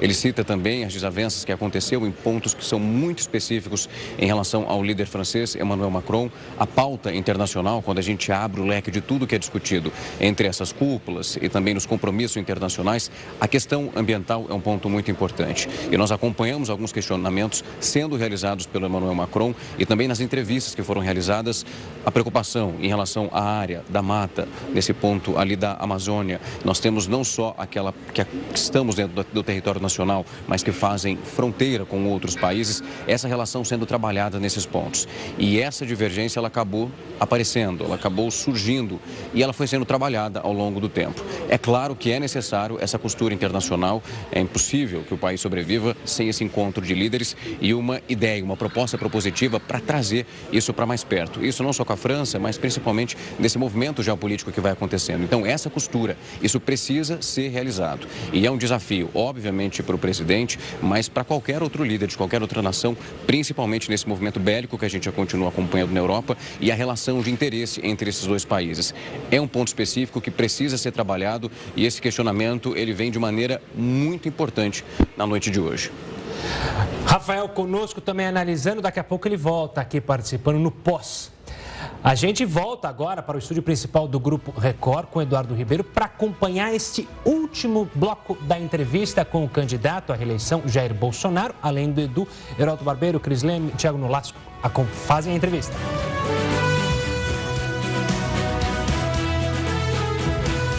Você está com a última parte da sabatina ao vivo, promovida pela Record TV, pela Record News, pelo portal R7. Essa entrevista só acontece porque o candidato Lula decidiu não comparecer ao debate que seria realizado esta noite. Candidato Bolsonaro, eu retomo aqui com o senhor e gostaria de falar do ex-juiz e agora senador eleito Sérgio Moro. Ele que deixou o seu governo fazendo uma série de acusações, inclusive falando em interferência da Polícia Federal. Agora, ele declarou apoio ao senhor nesse segundo turno, foi visto inclusive com o senhor num debate. A pergunta é simples: alguma possibilidade, alguma chance de participação do ex-juiz num eventual segundo governo seu? Ele não me pediu isso e nem eu ofereci. Conversamos sim, ele vai assumir o Senado, vai ter uma postura independente, mas estará aberto aos nossos anseios. Ou seja, restabelecemos uma amizade, partindo do princípio que o passado, desculpa aqui o pleonasmo abusivo, né, ficou para trás. Então é isso que acertamos com o Sérgio Moro. E mais ainda, ele tem realmente uma memória sobre a corrupção, sobre Lava Jato, entre outras operações aqui de combate à corrupção no Brasil. Ele sabe tudo o que aconteceu. Há mais de uma centena de pessoas denunciadas. Ele participou, então, e tomou conhecimento do maior escândalo de corrupção da história do Brasil. E ele não quer a volta disso.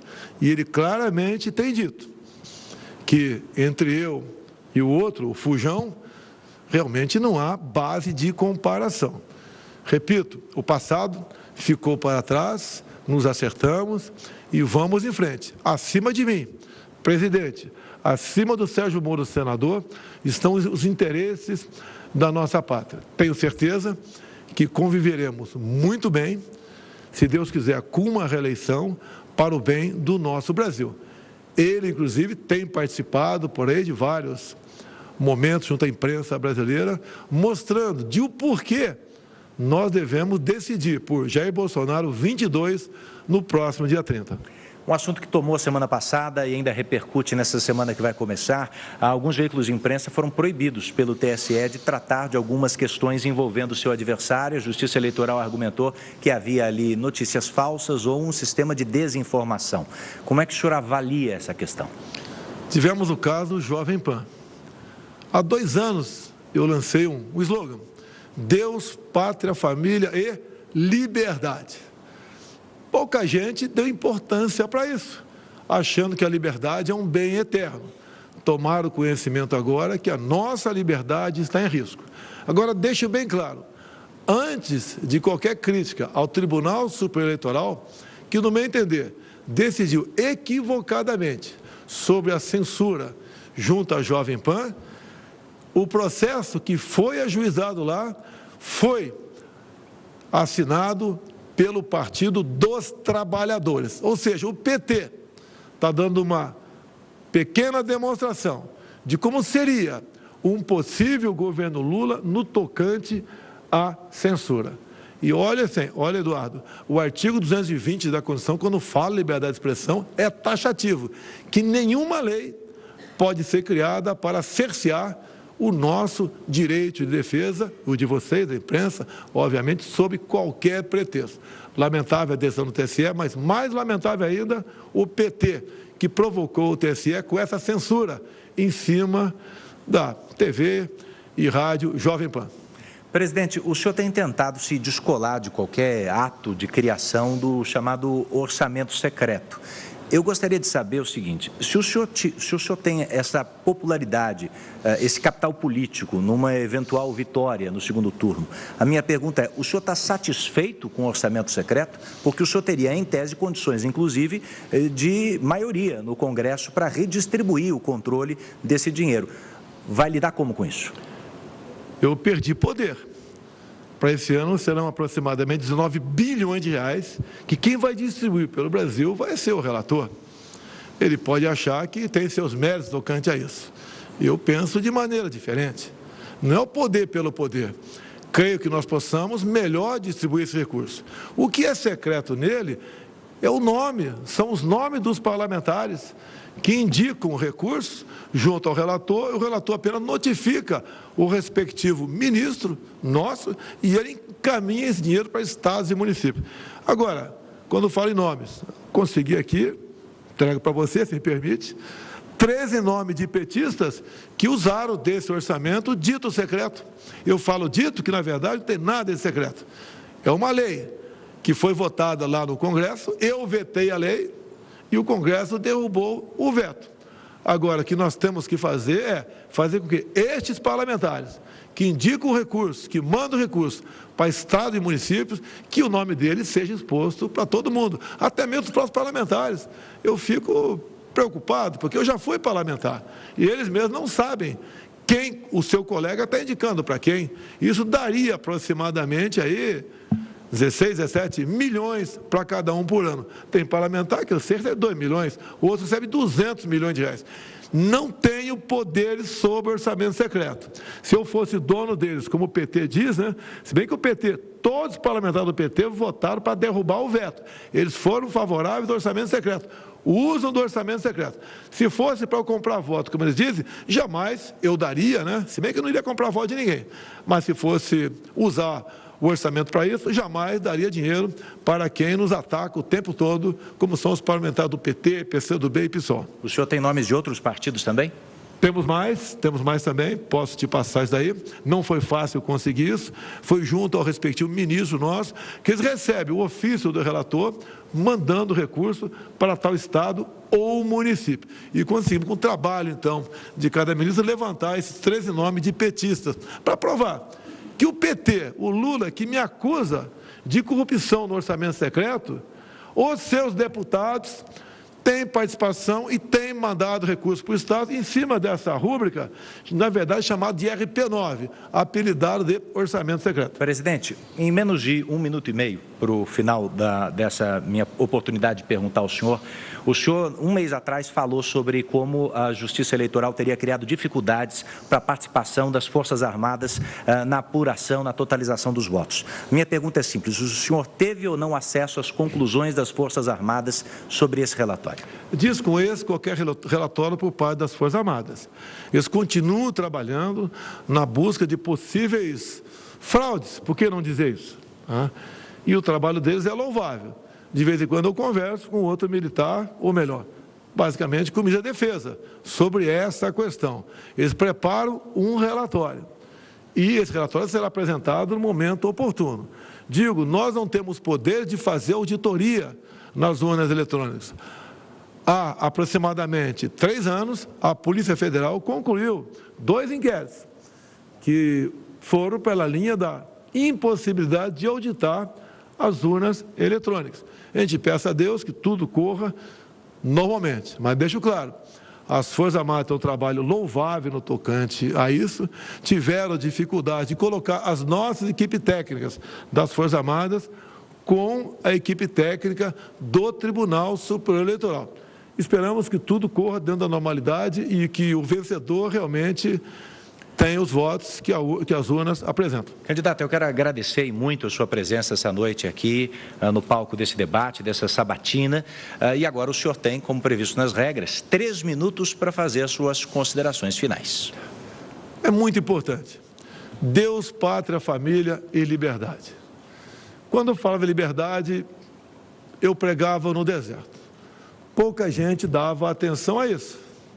E eu sempre falei que a liberdade é algo mais importante que a própria vida. Porque um homem, uma mulher sem liberdade não tem vida. Agora vimos, então, uma ação do PT, provocada pelo Partido dos Trabalhadores, o partido do presidente Lula, buscando e atingir o alvo, censurando a Jovem Pan. A mídia como um todo tem reagido contrário a isso. Ainda dá tempo. Não podemos permitir que a censura avance no Brasil. É péssimo para todos nós. Sempre tenho dito, a imprensa, mesmo errando como erra, é melhor funcionando do que fechada. E tenho dito que o meu controle sobre a mídia é a liberdade total de expressão, mídia livre, mídia produzindo matérias. E, se essas matérias não forem boas, não forem realmente úteis, o próprio povo acaba deixando de lado aquele órgão de imprensa. Liberdade acima de tudo. No mais, como sempre falo, vivemos num país de 90% de cristãos. Nós não queremos a liberação das drogas, como o PT quer, como o Lula já falou que quer. Nós não queremos a ideologia de gênero. Nós respeitamos as crianças em sala de aula. Nenhum pai, uma mãe quer que sua filha de 6, 7 anos vá no mesmo banheiro da molecada de 14, 15 anos. Escola é lugar de aprender. A educação vem em casa. Nós também não admitimos a questão do aborto. Nós respeitamos a vida desde a sua concepção. Também a propriedade privada, para nós, é sagrado. Não podemos aceitar a volta ao passado, onde o MST invadia propriedades.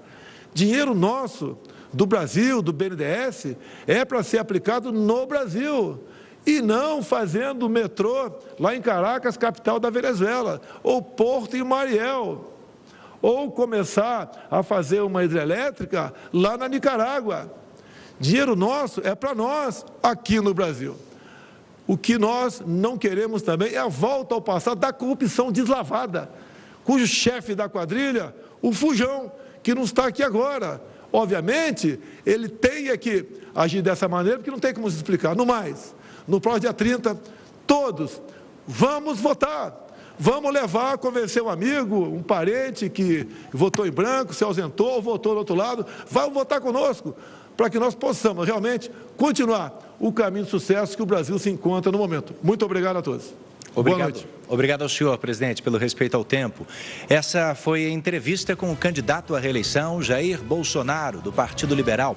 Quero agradecer não apenas a ele, mas a sua companhia e fazer um convite para que você acompanhe no domingo que vem, aqui na Record TV, na Record News e no portal R7, todas as informações sobre o dia da eleição e sobre a apuração dos votos. Fique agora com A Fazenda, Eleições 2022, o voto na Record. Estamos aqui para esse último bloco de considerações. O pós você acompanha aqui na Record News. Vou lembrar mais uma vez, obrigado a todos que estão acompanhando pelo YouTube da Record News. E faço um pedido. Se inscreva no nosso canal, fique informado 24 horas por dia, de graça na palma da sua mão. Então é só fazer a inscrição a essa audiência maravilhosa que a gente teve hoje lá no YouTube, acompanhando, porque o brasileiro está de fato interessadíssimo nessa eleição. E claro, aqui hoje tivemos a oportunidade, queríamos obviamente a participação dos dois candidatos. Infelizmente não foi possível, mas o presidente Jair Bolsonaro esteve aqui e falou sobre o seu plano de governo, sobre as suas propostas, criticou obviamente o outro candidato, mas foi uma oportunidade ímpar para a gente, tão perto da eleição, ter uma noção mais exata, você que está na dúvida, tirar as suas dúvidas justamente aqui na Record News, na R7 e na Record TV. Falou bastante sobre as propostas de governo agora no final, né? Nos momentos das considerações finais. Ele se disse contra o aborto declaradamente, contra invasões a propriedades privadas. Também disse que não compactua com uma volta ao passado, a corrupção que foi várias vezes discutida aqui, e a gente acompanhou toda essa sabatina que durou mais de 1 hora, com várias perguntas, vários temas colocados aqui. Gustavo, sabe o que eu queria falar? Ele também exaltou bastante o ministro da Economia, Paulo Guedes, ministro que já teve momentos em que ele não estava bem colocado com o presidente da República. Inclusive, Bolsonaro fez aqui uma meia-culpa, disse que foi contra, num primeiro momento, ao auxílio emergencial no começo da pandemia, e por insistência de Paulo Guedes, eles, né, e o país, o governo conseguiu ajudar a população que mais precisava naquele momento. Esse foi um fato que me chamou bastante a atenção, e também exaltou os bons números da economia e disse que o Brasil passou a ser um exemplo a outros países que sofrem com inflação e também com baixo crescimento. Isso isso era um tema que eu tinha mencionado, né? Que ia ser explorado pelo presidente Jair Bolsonaro, até porque se a gente colocar em comparação com as grandes economias do mundo, o Brasil hoje vive justamente um momento mais tranquilo se comparado a essas nações, Estados Unidos, a própria Europa, que tem ali uma guerra em seu jardim, então isso dificulta muito mais para justamente os europeus. E aí ele explora muito, e você fala sobre essas rusgas que às vezes acontecem entre o ministro Paulo Guedes e o presidente Jair Bolsonaro. Ele já brincou até outras vezes, né, que é um casamento, às vezes você não se dá bem, ele adora fazer essa analogia, o ministro né? Paulo Guedes, que já disse, né, que nem seria ele a pessoa ideal para falar isso, mas disse, se reeleito Jair Bolsonaro, eu fico à frente do Ministério da Economia. E é uma promessa, né? Sempre foi um homem. Mas o que chamou a atenção também nesse último bloco foi justamente o ataque ao PT e não ao TSE.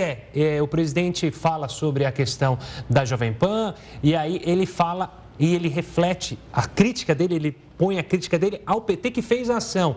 Ele discorda do TSE, mas direciona as críticas ao PT. Vamos agora a algum ponto aqui dos estúdios da Record com a Ingrid Gribel, que tem mais detalhes sobre esse pós. Olá, uma boa noite. Como é? Suas considerações, suas informações, Ingrid. Gustavo, Camila, o presidente Jair Bolsonaro continua aqui no estúdio da Record TV, na Zona Oeste de São Paulo, e deve sair a qualquer momento. 60 minutos de uma entrevista importante com temas relevantes para a população. Entre os temas abordados pelo candidato Jair Bolsonaro do PL, pelo presidente, a segurança pública. Jair Bolsonaro falou sobre a proposta da redução da maioridade penal para infratores com 16, 17 anos que cometam crimes hediondos. Falou também de um possível benefício para jovens que não cometerem crimes, que seria a possibilidade de tirar a carteira nacional de habilitação a partir dos 16 anos. Uma pergunta importante feita pelo apresentador Eduardo Ribeiro com relação às quadrilhas de Pix que agem sobretudo nas grandes cidades brasileiras. 3 crimes cometidos por dia aqui na cidade de São Paulo. O candidato Jair Bolsonaro diz que conversou hoje com interlocutores do Banco Central para estabelecer medidas que evitem ou dificultem a criação de contas bancárias por criminosos, por laranjas que se apropriam dos dinheiros, dos valores tirados dessas vítimas de sequestro. Falou também sobre a educação, o investimento em escolas militares e também o trabalho feito por professores ao lado de um aplicativo que facilita a alfabetização de crianças, reduzindo aí o tempo, segundo o candidato, de 3 anos para 6 meses. O candidato Jair Bolsonaro continua aqui no estúdio da Record TV. A gente vê a movimentação das equipes de segurança para que ele deixe aqui, então, o estúdio da Record TV em São Paulo. Um tema também bastante importante, uma pergunta feita pelo jornalista da Record News, Heródoto Barbeiro, sobre o ganho real do salário mínimo. Ingrid, eu vou interromper a Ingrid para chamar rapidamente a Adriana Perrone, que está lá dentro ouvindo o presidente. Entendendo por que ele foge a debates, porque ele só tem a perder. Ele não tem nada de bom para apresentar durante os seus 8 anos de governo e mais 6 que ele apitava no governo Dilma Rousseff. Está fazendo essa parte, tenho certeza que o povo está entendendo, acredito que seremos vitoriosos, se Deus quiser, no próximo dia 30. Presidente, como deve ser essa reta final da campanha do senhor, faltando aí uma semana para o segundo turno? Olha, muitas vezes eu tomo conhecimento da agenda no dia, né? Temos viagem a semana, bastante ainda, continuando no Brasil, iremos à Bahia, lá eu vou falar para o pessoal que esteve conosco na campanha do João Roma, que infelizmente não foi para o segundo turno, para votar no ACM Neto, que o nosso inimigo é o PT. O nosso não, inimigo do Brasil é o PT. Então a gente vai falar com a nossa militância para apoiar aí o ACM Neto na Bahia. Muito obrigada, presidente. Camila, Gustavo. A gente acompanhou agora, então, a entrevista ao vivo do presidente Jair Bolsonaro, candidato à reeleição. Ele que participou, então, dessa sabatina aqui na sede da Record TV, aqui em São Paulo.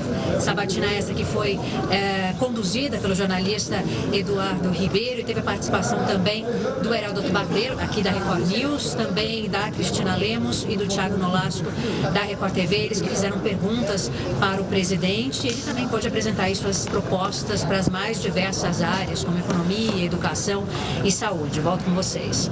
Obrigada, Adriana, pelas informações. A gente acompanhou, então, aí a entrevista do presidente Jair Bolsonaro logo após a sabatina com Eduardo Ribeiro, e ele saiu do estúdio direto aqui para os estúdios da Record News, da nossa central aqui das eleições 2022. E aí, bom, primeiro, ótima entrevista. Parabéns pelo trabalho de hoje. Boa noite para todos nós. Boa noite. Boa Tudo noite, bem, pessoal? Edu. Olha, eu acho que foi de fato uma oportunidade ótima. Claro que o melhor teria sido o debate. É o que todos nós, e acho que quem está do outro lado, estava esperando, e tem muita gente a essa altura lamentando ainda a ausência do candidato do PT. Eu fiz questão de já no começo do debate colocar essa questão, e até por curiosidade, acho que nós jornalistas apenas não, mas o público em geral gostaria de saber o que é que ele perguntaria ao candidato se tivesse essa oportunidade, né? Segundo debate sem confronto, segundo debate de entrevista, e ele fez questão de trazer a questão dos empréstimos. Né? O Edu, você já entrevistou o presidente Bolsonaro como presidente, como candidato. Sim. Fez a primeira sabatina no primeiro turno, com um período menor, agora com 1 hora. Como você sentiu o presidente agora? Ele está mais confiante? Porque a gente acompanhou no primeiro turno as pesquisas que erraram e erraram muito, mas que apresentavam um presidente ali com 30%. Passado o primeiro turno, em que ele atingiu um número muito superior, você sentiu nessa conversa e nesses momentos com o presidente lá dentro uma confiança maior para o segundo turno? É interessante isso, né? Fica um comportamento também mais tranquilo, mais calmo. Ele se colocou como uma pessoa mais ponderada nesse momento, né, Edu? Falando um pouco mais, um tom abaixo. Vocês perceberam isso? Percebemos. Um tom abaixo. Acho que até essa era uma pergunta que o Nolasco queria fazer, e eu comentava com ele antes, o Thiago Nolasco. Assim, vai ser esse o tom? É este o tom do presidente caso seja reeleito? Porque não era o tom do candidato em 2018 e definitivamente não foi o tom do presidente. Podem chamar. Vamos chamar a Ingrid. Notícia em primeiro lugar. A Ingrid está lá com o presidente lá fora. Ingrid, suas informações. As perguntas foram muito bem feitas, foram buscando mostrar à população o que foi feito, o que poderá ser feito. Também temas sensíveis, como a censura na Jovem Pan. Também respondemos o lamentável episódio hoje de manhã em Levi Gasparian, onde o Roberto Jefferson recebeu a bala, né, policiais, e eu determinei desde o começo que quem atira em policial é bandido.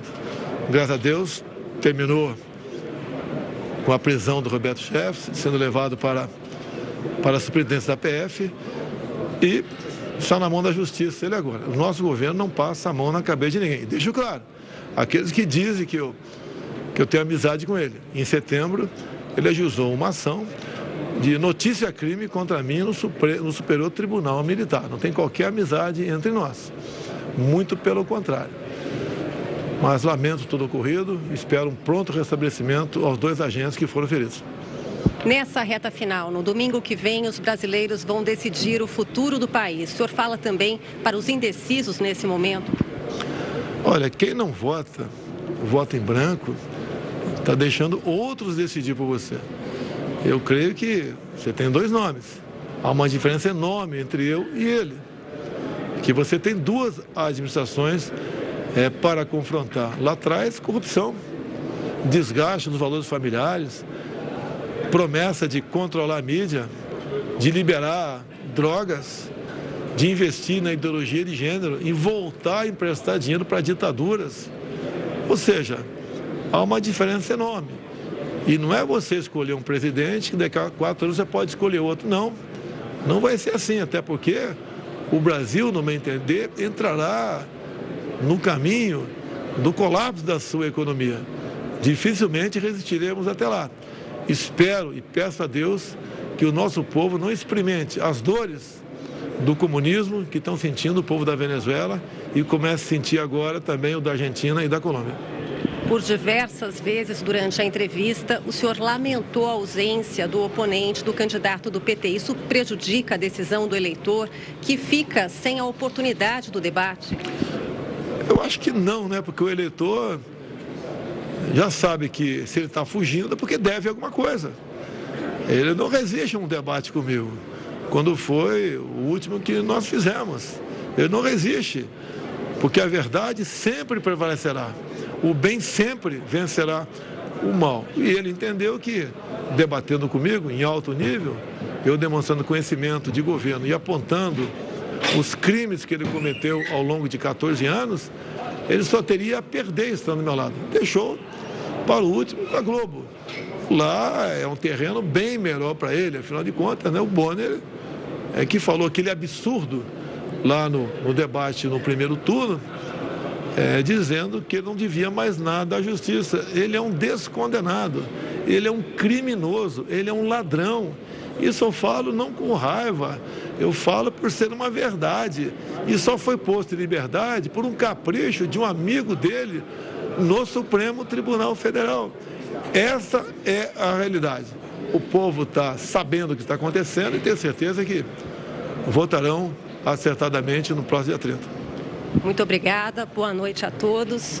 Essa foi a entrevista, então, concedida pelo candidato Jair Bolsonaro, do PL, que deixa agora o estúdio da Record TV, ele que participou dessa entrevista que durou 60 minutos e foi conduzida pelo apresentador Eduardo Ribeiro. Você vê a saída do candidato presidente Jair Bolsonaro. E vamos então passar agora para o Edu Ribeiro, que estava falando justamente sobre esse debate, as inúmeras vezes que ele... Debate não, essa sabatina, as inúmeras vezes que ele entrevistou e tinha uma percepção diferente, né, Edu? Você mencionava uma diferença na postura do presidente e candidato à reeleição. Um tom abaixo, né? Eu citei, inclusive, agora, se esse tom abaixo veio na sabatina, ele já voltou a subir agora, nessa entrevista à Ingrid Gribel, né? Ele voltou a usar palavras que não usou contra o adversário. Eu queria só chamar a atenção para um ponto aqui, para colocar em debate, para passar a bola. Notem que eu falei com ele sobre isso na entrevista. O Jair Bolsonaro, do final do primeiro turno, do dia do resultado, ele faz um discurso num tom bem mais abaixo. E ele fala exatamente sobre a conciliação. Ele busca um tom conciliador. Será esse o presidente num segundo mandato? E outra, acho que a gente perguntou de tudo um pouco, né? E ele precisou falar sobre o endividamento da família, sobre o uso da máquina pública nessa reta final. Ele precisou falar sobre assuntos delicados. E tem a oportunidade. São 7 dias, mas os eleitores indecisos, ainda que estavam em 7, caíram para 6, agora estão em 4, eles continuam com sede de decisão.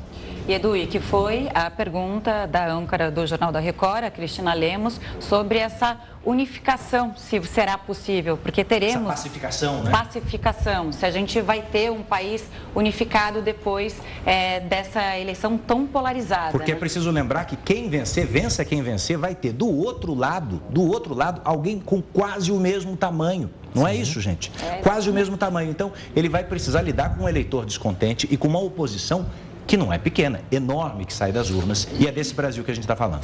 Vamos chamar aqui para a nossa conversa também, já está aqui com a gente, Heródoto Barbeiro. Heródoto, uma boa noite, sempre um prazer estar aqui com você.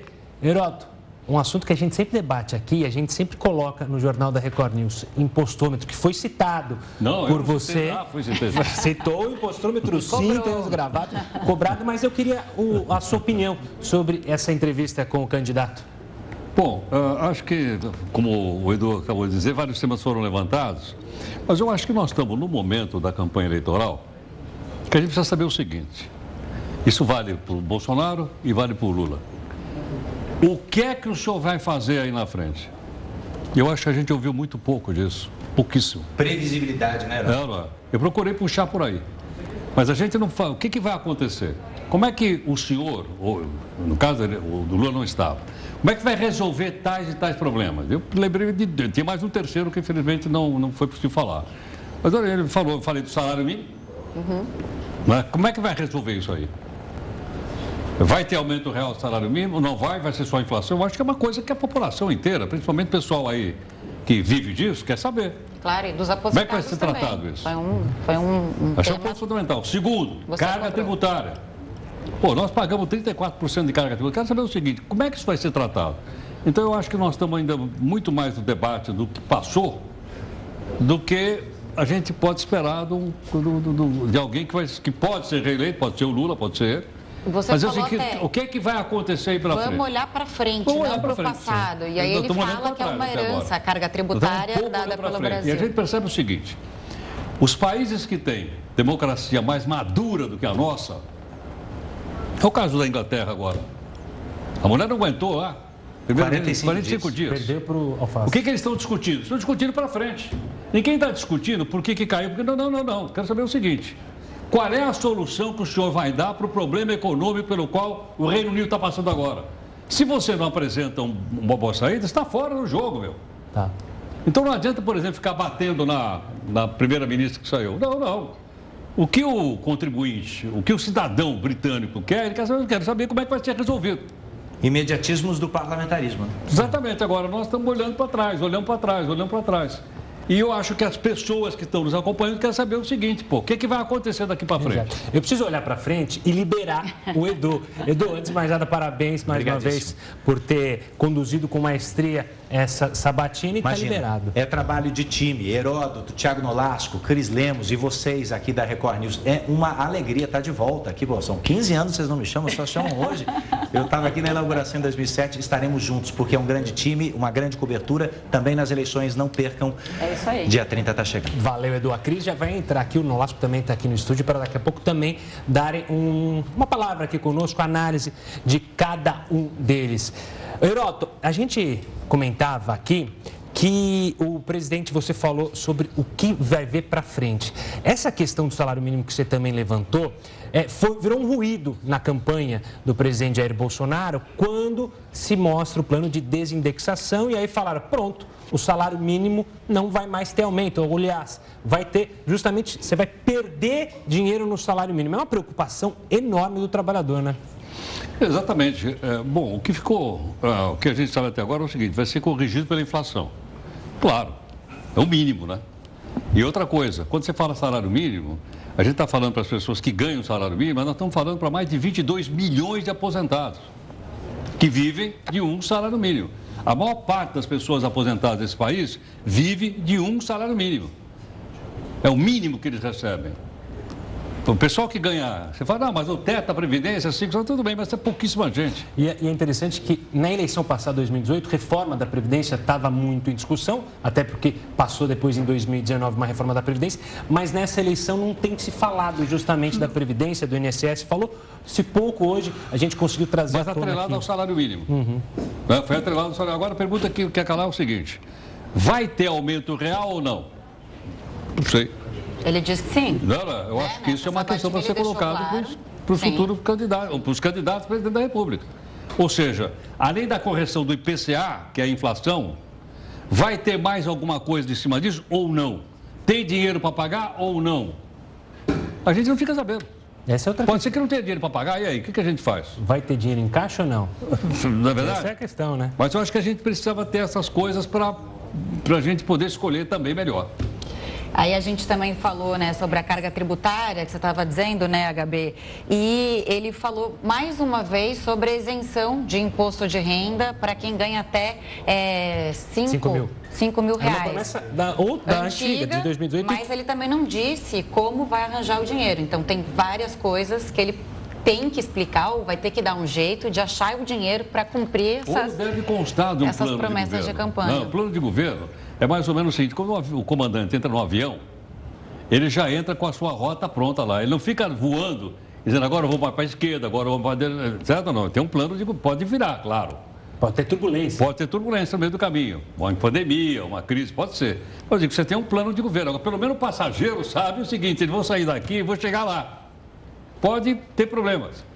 Agora, se eu saio daqui e não sei onde vou chegar, como é que eu vou escolher baseado nisso? E vamos trazer para a conversa também ela que já está aqui, apresentadora do Jornal da Record. Boa noite, gente. A Record News. Vou perguntar, Camila. então, pegar esse gancho que a gente falou com o Edu Ribeiro, que foi uma pergunta sua sobre a pacificação. Metade de um país que não vai concordar com o resultado das eleições, mas vai aceitar, obviamente. E como ele, se reeleito, ele vai lidar com essa polarização que existe hoje. Eu acho que esse é o cenário mais preocupante, Camila. Acho que é um cenário bastante preocupante. Eu fiz essa pergunta por angústia pessoal minha. E por uma experiência de vários anos acompanhando a política brasileira e cobrindo muito de perto o que é o início de um governo, né? Uma pessoa que é eleita com uma amplíssima margem de votos, ela chega com um cacife político muito forte, né? Ela consegue aprovar coisas no Congresso, ela sai às ruas carregada. Eu assisti isso muitas vezes em Brasília.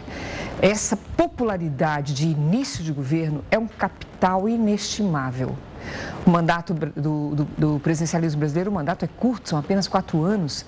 Então, na prática, você consegue fazer muito ou quase tudo nos primeiros 2 anos. Aí você já tem a eleição municipal e aí já começa uma articulação, uma movimentação para encontrar aliados e acertos, etc. O governo das capitais é muito importante, né, no país. E os 2 últimos anos já são de uma desidratação de poder. Isso a gente assiste com muita clareza em Brasília. Ocorre que quando você se elege com a margem de votos, possivelmente, a gente imagina que vai acontecer isso, Heródoto deve estar pensando talvez algo semelhante. Quando você imagina que uma pessoa vai sair das urnas numa eleição tão apertada, com uma vantagem tão apertada, é de se supor, vamos ver se domingo vai confirmar isso, eu vejo dificuldades. Bom, o Congresso é um Congresso conservador, o Congresso está dado, está claro quem são os parlamentares, está escolhido. É verdade que é um caminho andado, se for, no caso, o presidente Bolsonaro for reeleito, ele terá um apoio, mas você não governa só com o Congresso. Sem apoio popular, você não governa. Agora, eu vejo importante que, se ele se elege, você tem um caráter plebiscitário da eleição. Você tem a população, a maioria da população, aprovando uma renovação de mandato de um governo. Porém, simultaneamente, você tem uma rejeição alta do presidente reeleito. Curioso, é raro isso acontecer no Brasil. Aconteceu com Joe Biden, né, nos Estados Unidos. O presidente reeleito no Brasil, ele é quase um semideus nos primeiros 2 anos de governo. O presidencialismo é forte, uma vez que você consiga agregar o apoio do Congresso. Então, eu vejo essa situação um pouco peculiar, considerando que o presidente Bolsonaro venha a se reeleger. Se isso não ocorrer, a situação se inverte. Você tem também, do outro lado, uma oposição duríssima ao eventual governo Lula. E ainda um Congresso na contramão. Claro. Mas o presidente Lula tem uma capacidade de conciliação, tem uma capacidade de negociação. Ora, mas isso tem limite também, não é? A que preço? Quanto custará isso? E qual presidente Lula? O de 2002, o de 2000, o que ganhou a reeleição, o presidente Lula, tinha uma força. Mas hoje em dia, será que ele vai ter a mesma força? Cris, É a mesma situação, porque é uma eleição de tal forma dividida e polarizada que a gente fica imaginando, nós somos antigos observadores da política, não é, Heródoto? E que acompanhamos com tanta proximidade, a gente fica intrigado com o que pode acontecer. Cris, eu vou pedir licença para me despedir do Heródoto Barbeiro, liberar ele, mas segunda-feira eu te espero aqui no Jornal da Record News, tá? Não tem essa não. Amanhã, no caso. Boa noite. Obrigado. Parabéns pela participação. O Thiago Nolasco vai assumir essa cadeira aqui também, trazer um pouco das análises sobre esse debate. Eu quero trazer para Cris. Cris, você mencionou, né? Você tem um conhecimento de Brasília e já passou por muitas eleições. O que me chamou a atenção nessa sabatina foi a habilidade do presidente Jair Bolsonaro fazer críticas e respeitando a decisão do TSE sobre a questão do ex-presidiário, de não usar esses termos, e a habilidade da campanha em criar um novo, entre aspas, meme, em colocar como fujão o ex-presidente Lula, mas respeitando as regras do jogo e fazendo críticas ao PT que fez o pedido, citou a Jovem Pan, mas a crítica é mais direcionada ao PT, não ao TSE. Esse recurso era esperado, não é? Nós temos, infelizmente, uma situação que não foi a emissora que criou, é uma regra acertada com a equipe de campanha. Se um faltar, o programa se transforma numa entrevista. Na Record, como em qualquer outra emissora, é uma solução para essa questão formal e é muito grave porque o interlocutor fica sem contraposição, uma vez que não existe essa regra, enfim, por exemplo, de você confrontar a pergunta do presidente, né? Infelizmente, porque também é uma regra acertada para permitir a vinda do candidato. Então, acho que fica, infelizmente, prejudicado, mais porque há a ausência de um dos candidatos. A ausência de um dos candidatos é uma estratégia de campanha, não é? Através dos tempos, a gente acompanha. Quem está na dianteira nas pesquisas evita o debate. Nós já tivemos presidentes da República que não foram a qualquer debate. Exato. Né? Porque sabiam que seria um alvo e tal. Então, a gente procura criar a regra mais equilibrada possível. Né? É do jogo democrático aceitar ou recusar. Ô, Cris, e nós precisamos abrir o espaço para esclarecimentos. Queria abrir um pouco essa discussão e relembrar outras eleições, né? E essa polarização me lembra muito a eleição, a disputa entre a Dilma Rousseff e o Aécio Neves. E aí se falava muito também de uma polarização e de um país desunido. O que você, que acompanha a política há muitos anos, traz de lembrança que seja parecido com o que a gente vê hoje? A gente teve durante 2 décadas no Brasil, né, o PT polarizando com o PSDB. E assistimos a disputas muito duras, muito incisivas, em circunstâncias as mais diversas, não é? No caso, por exemplo, que você mencionou, de Dilma e Aécio, a presidente Dilma vinha de um desgaste muito grande, né? Então, a disputa foi muito difícil e a eleição foi muito apertada e baseada em promessas que depois não se cumpriram, não é? Então, houve uma frustração de expectativa logo no início do segundo mandato da presidente Dilma e uma dificuldade de alianças importante logo no início do segundo mandato da presidente Dilma, que acabou resultando no que a gente assistiu, que foi o impeachment da presidente. Inclusive porque as promessas, ela não conseguia executar o que havia sido prometido na campanha, né? Então, acho que existe um paralelo razoável, mas o que nós estamos vivendo dessa vez é completamente novo, até porque uma força de centro, que era o PSDB, era uma força de centro-direita, sai de cena. E existe uma outra linguagem política nesse momento. Vamos trazer para a conversa o Thiago Nolasco. Thiago, uma boa noite. Obrigado por estar aqui conosco. Bem-vindo. Bem-vindo. Você que acompanha Brasília muito bem, está lá diariamente. Eu queria trazer à tona, além da sua percepção de como foi essa sabatina, a questão Roberto Jefferson, que o presidente quis deixar bem claro que Roberto Jefferson não é o meu aliado, desligando completamente qualquer possível imagem dele com o presidente do PTB. Gustavo, boa noite para você, para Camila, para Cris. Já cumprimentei várias vezes. Boa noite para todos que estão nos assistindo aqui na Record News neste momento. O presidente, eu que acompanho um pouco dos bastidores do dia de hoje, logo que a gente teve as primeiras informações, né, de toda a situação envolvendo o Roberto Jefferson, o presidente já começou a acompanhar e procurou reagir da forma mais rápida possível e da forma mais dura possível, né? A gente vai ter que avaliar nos próximos dias qual vai ser o efeito disso para a campanha, né? A gente está aí há poucos dias do segundo turno da eleição, que na minha avaliação é a eleição mais apertada, vai ser a mais apertada da nossa história. Então, a gente vai acompanhar nos próximos dias, mas a reação de Bolsonaro foi rápida e depois, aqui mesmo, assim que ele chegou na Record, ele já quis novamente falar com jornalistas, colocou vídeos nas redes sociais para tentar diminuir o impacto desse fato tão trágico aí no dia de hoje. E até repudiou a maneira com a qual o ex-deputado Roberto Jefferson tratou a ministra Carmen Lúcia, se dizendo contra e dizendo que foi um ato lamentável que culminou com o acontecimento de hoje. E a gente tem que lembrar que as mulheres é um eleitorado que o presidente Jair Bolsonaro está de olho há bastante tempo, né? Já que é um eleitorado que pesquisas internas mesmo mostravam que era um eleitorado mais Lula. Então, ele fez essa declaração de repúdio, né? Mas eu acho que a gente ainda vai ter que avaliar nos próximos dias qual que é o impacto dessa notícia nas pesquisas. Claro. Ô Cris, passando para você, e também, claro que fique à vontade para falar sobre esse tema, mas também a gente viu um presidente fazendo um apelo para as pessoas irem votar e chamando a militância para, olha, se seu amigo votou nulo, votou em outro candidato, converse com ele, veja o caminho é aqui ao meu lado, ou seja, um apelo para não haver a abstenção, que a gente sempre fica de olho nesse número, e também no voto nulo.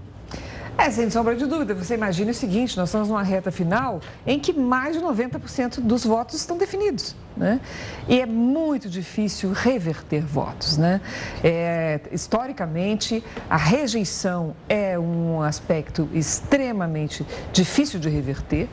E na reta final de uma campanha, a não ser que aconteça um desastre de grandes proporções, dificilmente as pessoas mudam de voto. Mas tem esse nicho do voto branco e nulo, e do voto do não voto, né? Que a gente chama de não voto. Ora, se você convence uma pessoa que pretendia votar nulo a passar a fazer uma escolha, isso pode ter um peso, né? Então, naturalmente, é natural que o candidato faça esse esforço, é esperado que faça esse esforço, mas essa margem é pequena, não é? Agora, é quão pequena? Nós sabemos que o eleitor brasileiro, diante das urnas, ele tem uma tendência conservadora. Na hora de apertar ali a teclazinha, tem uma mágica qualquer, né?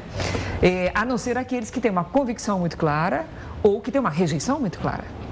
Então, eu acho que o cenário me parece bastante indefinido, salvo impactos e a repercussão e a digestão, digamos assim, desse episódio que aconteceu hoje, que é bastante grave, como o Nolasco apontou, com um peso relevante aí. Vamos ver como é que vai ser absorvido e mais, como que cada campanha vai recortar este fato.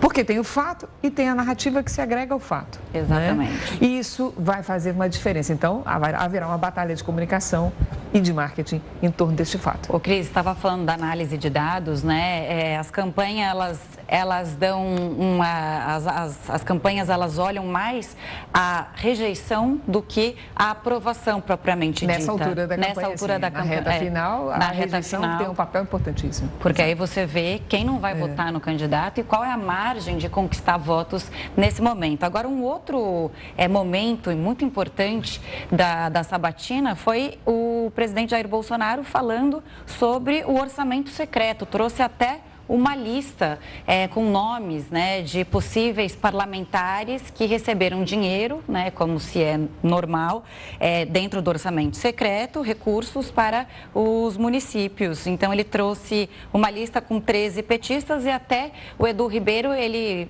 volta essa pergunta e fala, mas tem a lista dos outros parlamentares? E aí ele fala, não, tem isso, e me chamou a atenção, ele falou o seguinte, consegui isso com um ministro meu, mas não disse também como foi e porque o STF tinha pedido uma lista completa de quem teria recebido esse dinheiro e isso não ficou claro até esse momento. Olha, infelizmente eu vou ter que me despedir de vocês dois, liberá-los. Parabéns mais uma vez para ambos. Thiago, obrigado pela participação aqui conosco, parabéns pelo trabalho hoje. Cris, mesma coisa. Obrigada, queridos. Fico muito feliz que vocês recebam o conteúdo do Jornal da Record. E põe lá na mesma hora, acho ótimo. Sempre. Inclusive, dando suíte das nossas matérias e atualizando o telespectador da Record News está em boas mãos. Jornalismo com qualidade, a gente tem que seguir sempre. Somos uma equipe, monstros como um vocês, grande time. Obrigada, gente. Obrigado também a você, Camila. Obrigada a você também. Nossa primeira cobertura juntos. Exato. Primeira de muitas. Obrigado a você que está em casa. Eleições 2022, o voto na Record News fica por aqui. Obrigado pela sua companhia. Tenha uma ótima noite. Até a próxima. A gente se vê amanhã. Tchau, tchau. Boa noite.